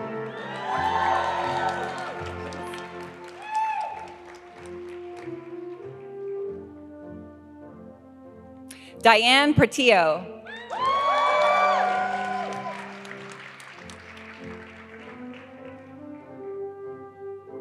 Joyce Way.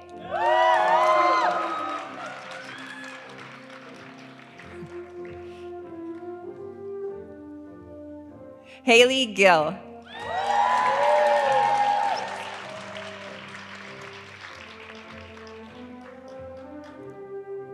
Ava Kargosha.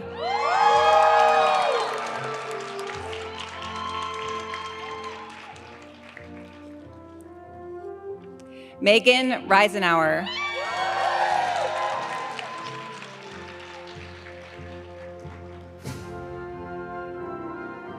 Aryaman Sunny Singal. I'm nervous too. Jessica Liston.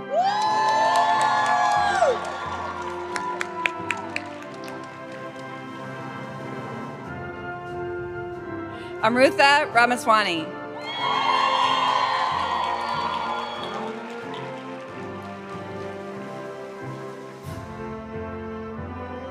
Mireille Salman.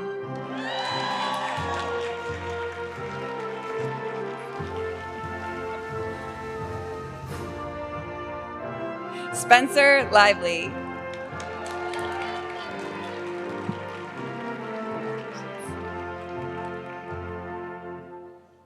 Liam Jameson.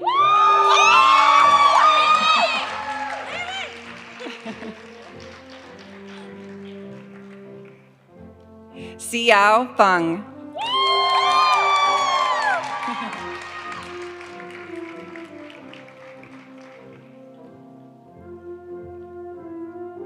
Kiki Benjasiran.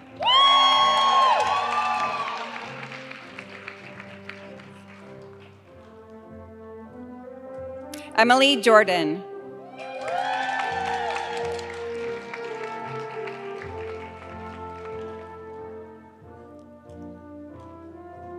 Natasha Bepath.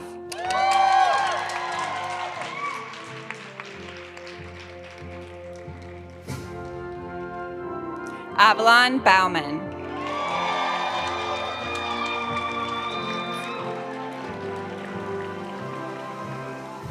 Hannah Jackson.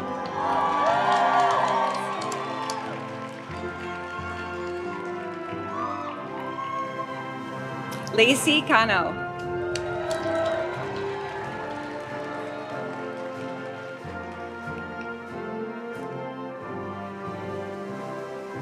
Mia Antizo.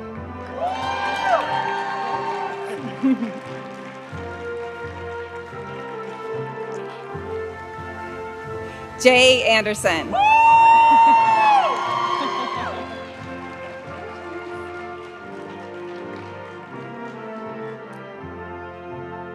Emily Ramirez.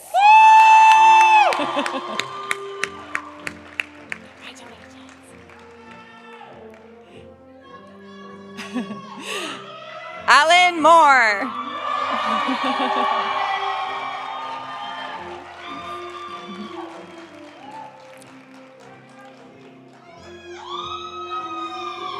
Carla Covarrubias.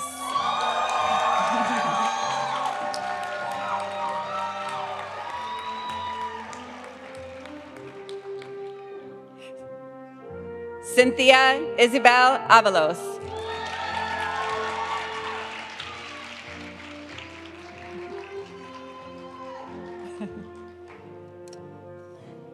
Daniela Estrada.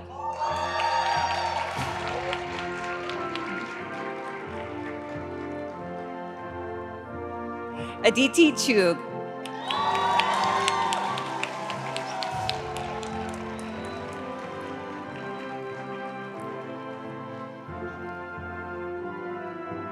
Estefania Suarez.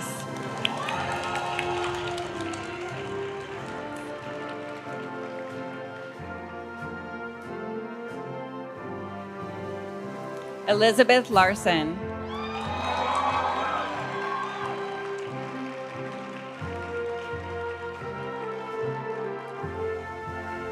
Zoe Klingman.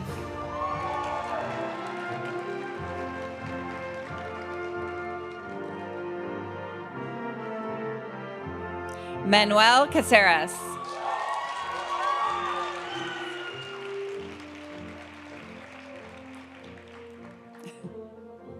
Catherine Wysong.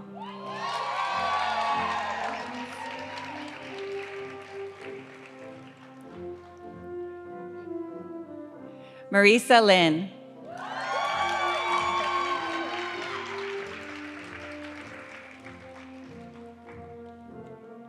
Georgia Gillen.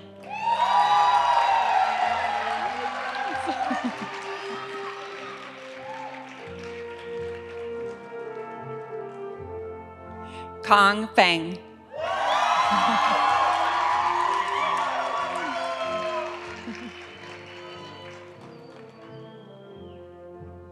Yan Zhu.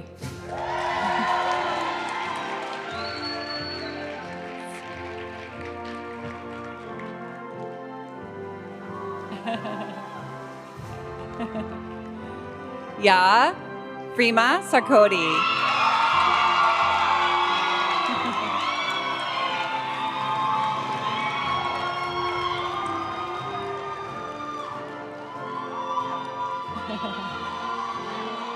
Kwanche Im.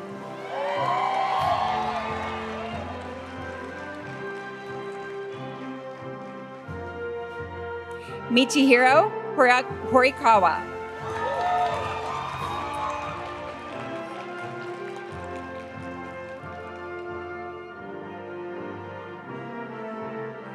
Horilao Krishna.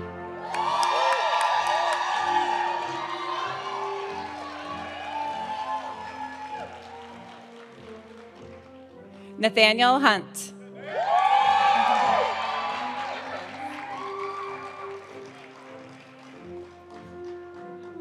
Julian Ramos.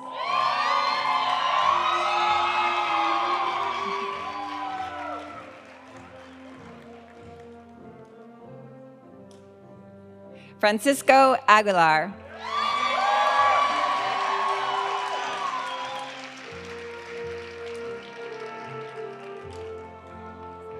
Elliot Wong.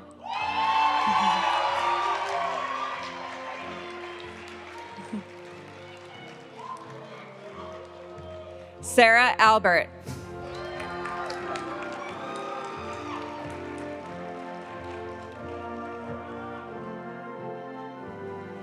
Michael Dorish.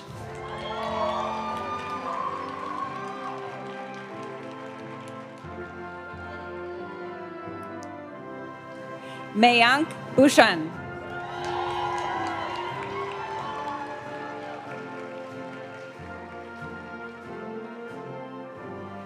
Taranum Sahar.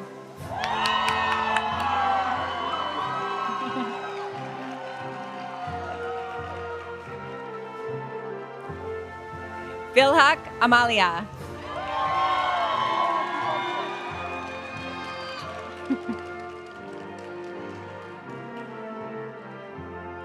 Mina Koyama.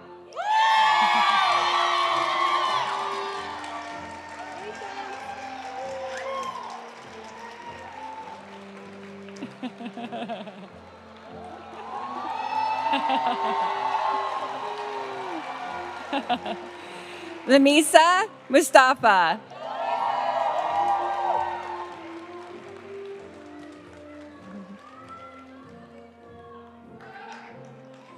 Narangi Hirawa.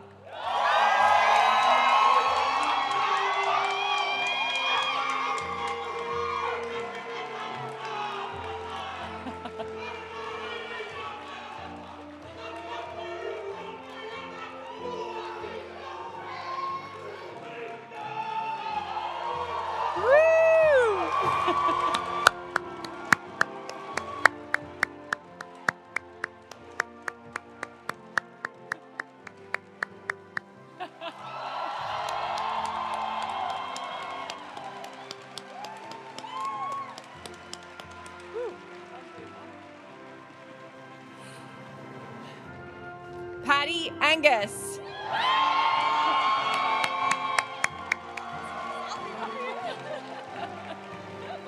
Congratulations. Nika Madavi.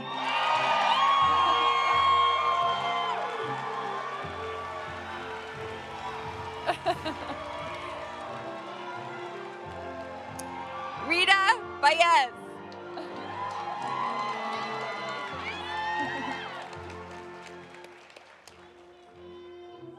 Neha Singh.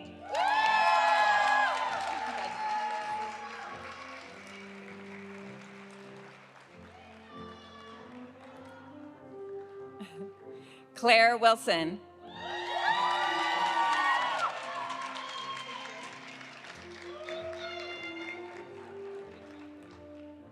Rachel Ozer Bearson.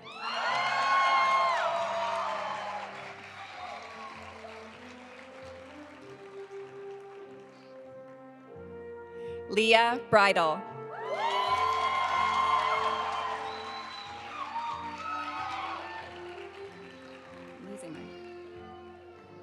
Linda Choi.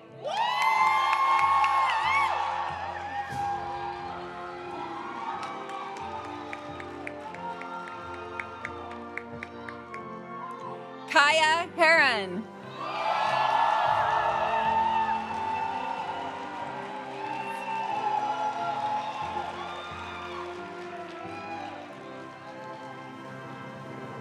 Haley Tu.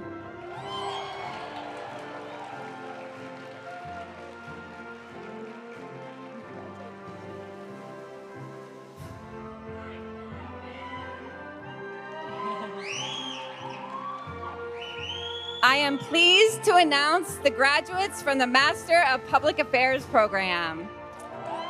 Patricia Moroz.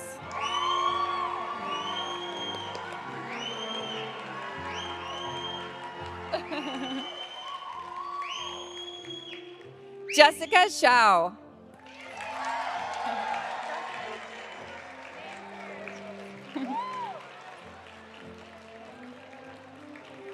So cute.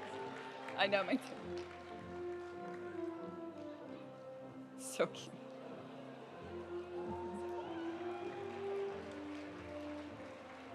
Danli Shah.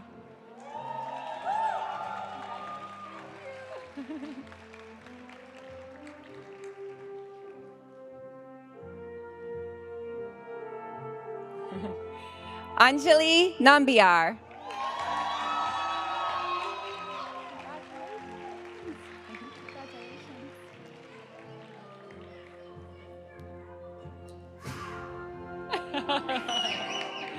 Hila Abel.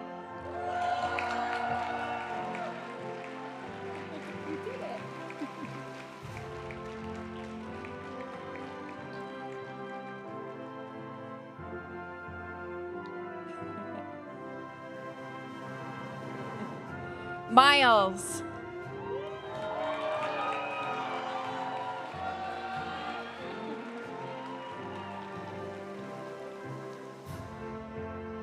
Janer Kalieva.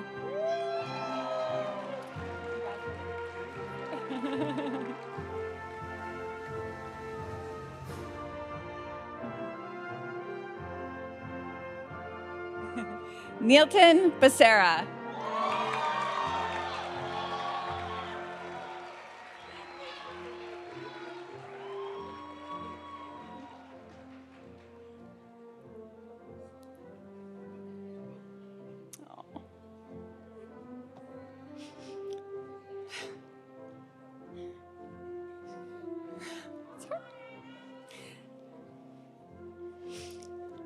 Maria Clamaco.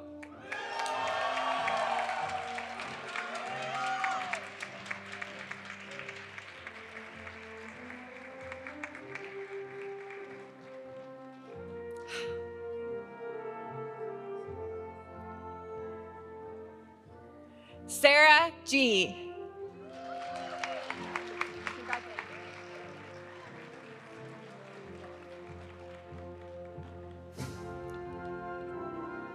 Nolan Milani.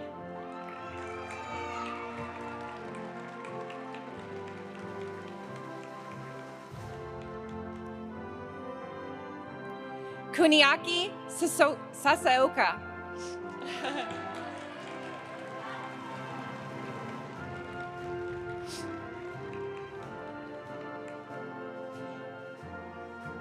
Sanki Park.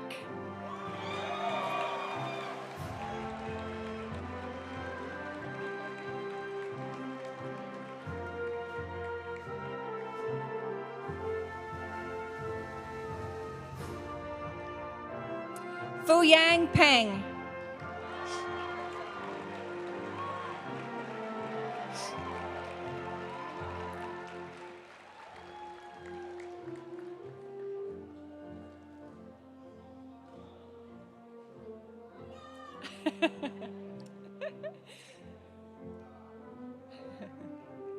Giancarlo Gonzalez.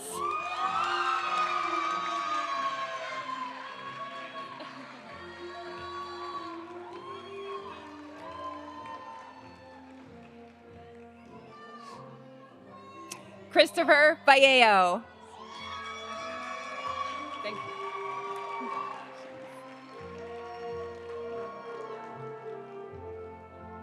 Mihao Kaminsky.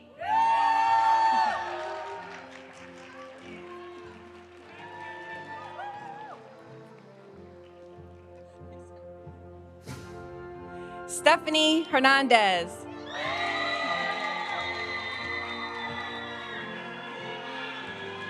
You did it great.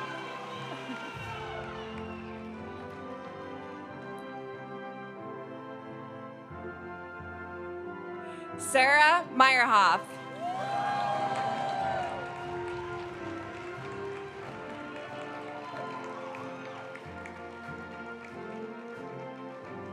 Katie Robinson.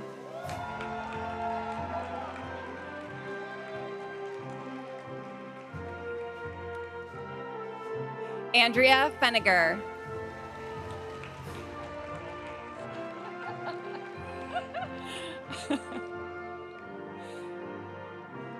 Sriram Farajan.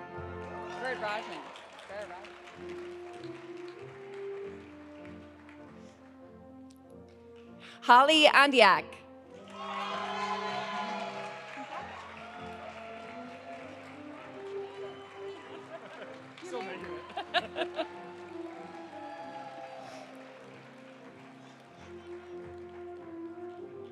Oh.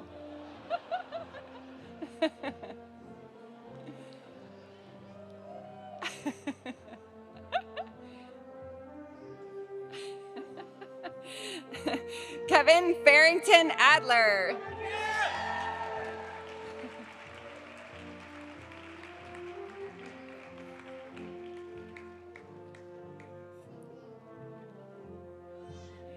Yan Yin.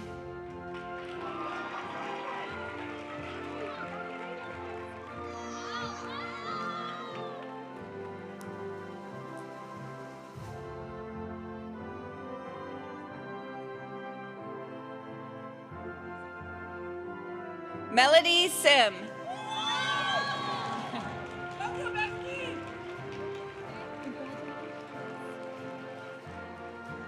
Wen Yang.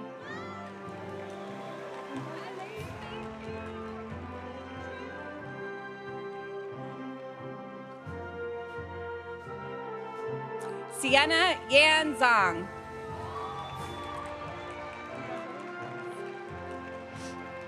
Oh, your last one.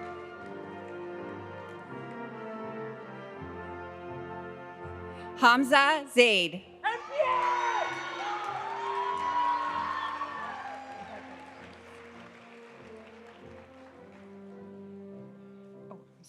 I am so pleased to announce the graduates from the Master of Development Practice Program.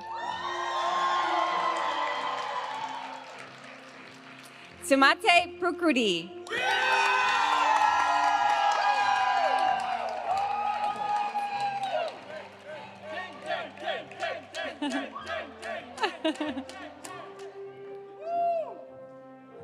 Jeffrey Soon Moradani.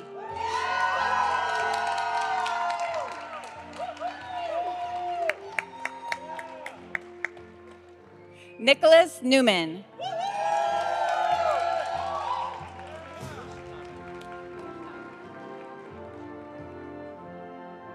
Piyush Narang.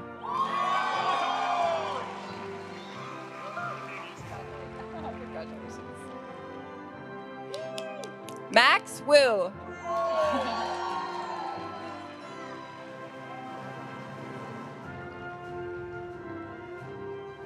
Forrest Freeman.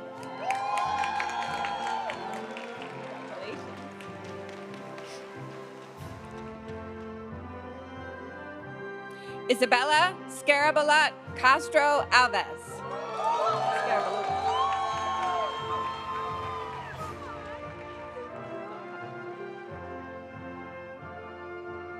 Catherine Eager.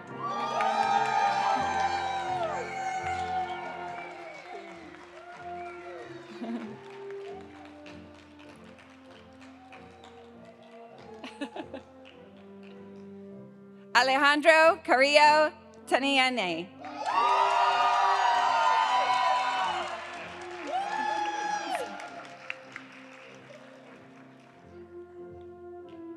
Hector Gonzalez.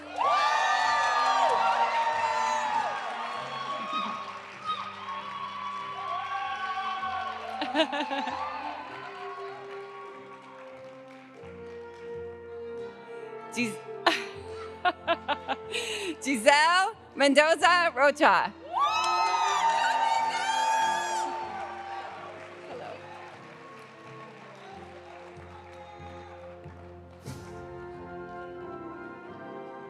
Anne Elizabeth Green.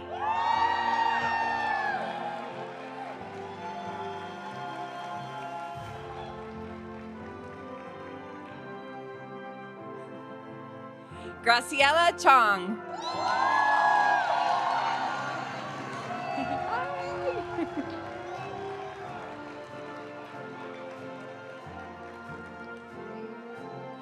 Namita Kernick.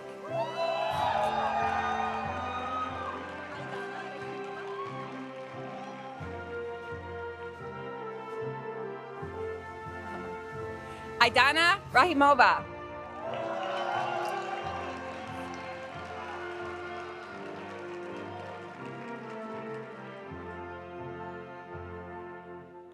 Ganyawi Sigunwang.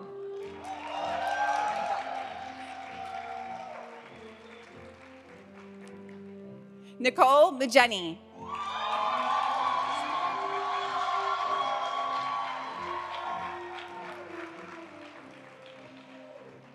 Mayank Kumar Raj.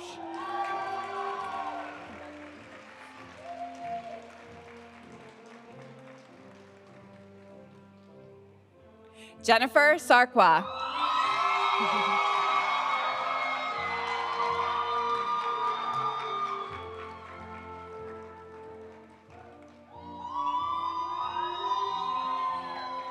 Karoni Slage. Sorry. Congratulations.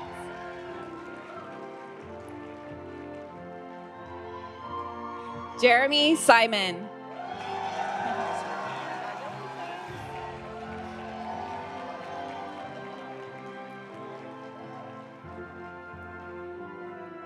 Wokim Soong.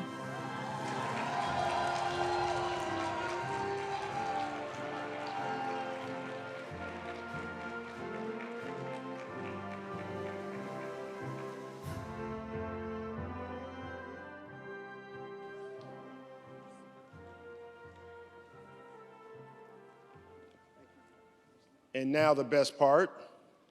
Graduates, please stand. All of you, stand up.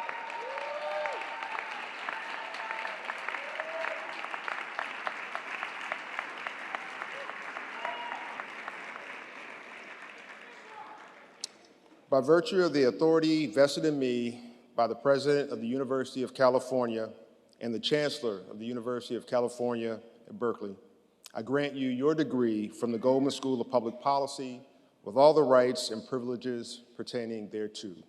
Congratulations, class of 2024. You're now alumni.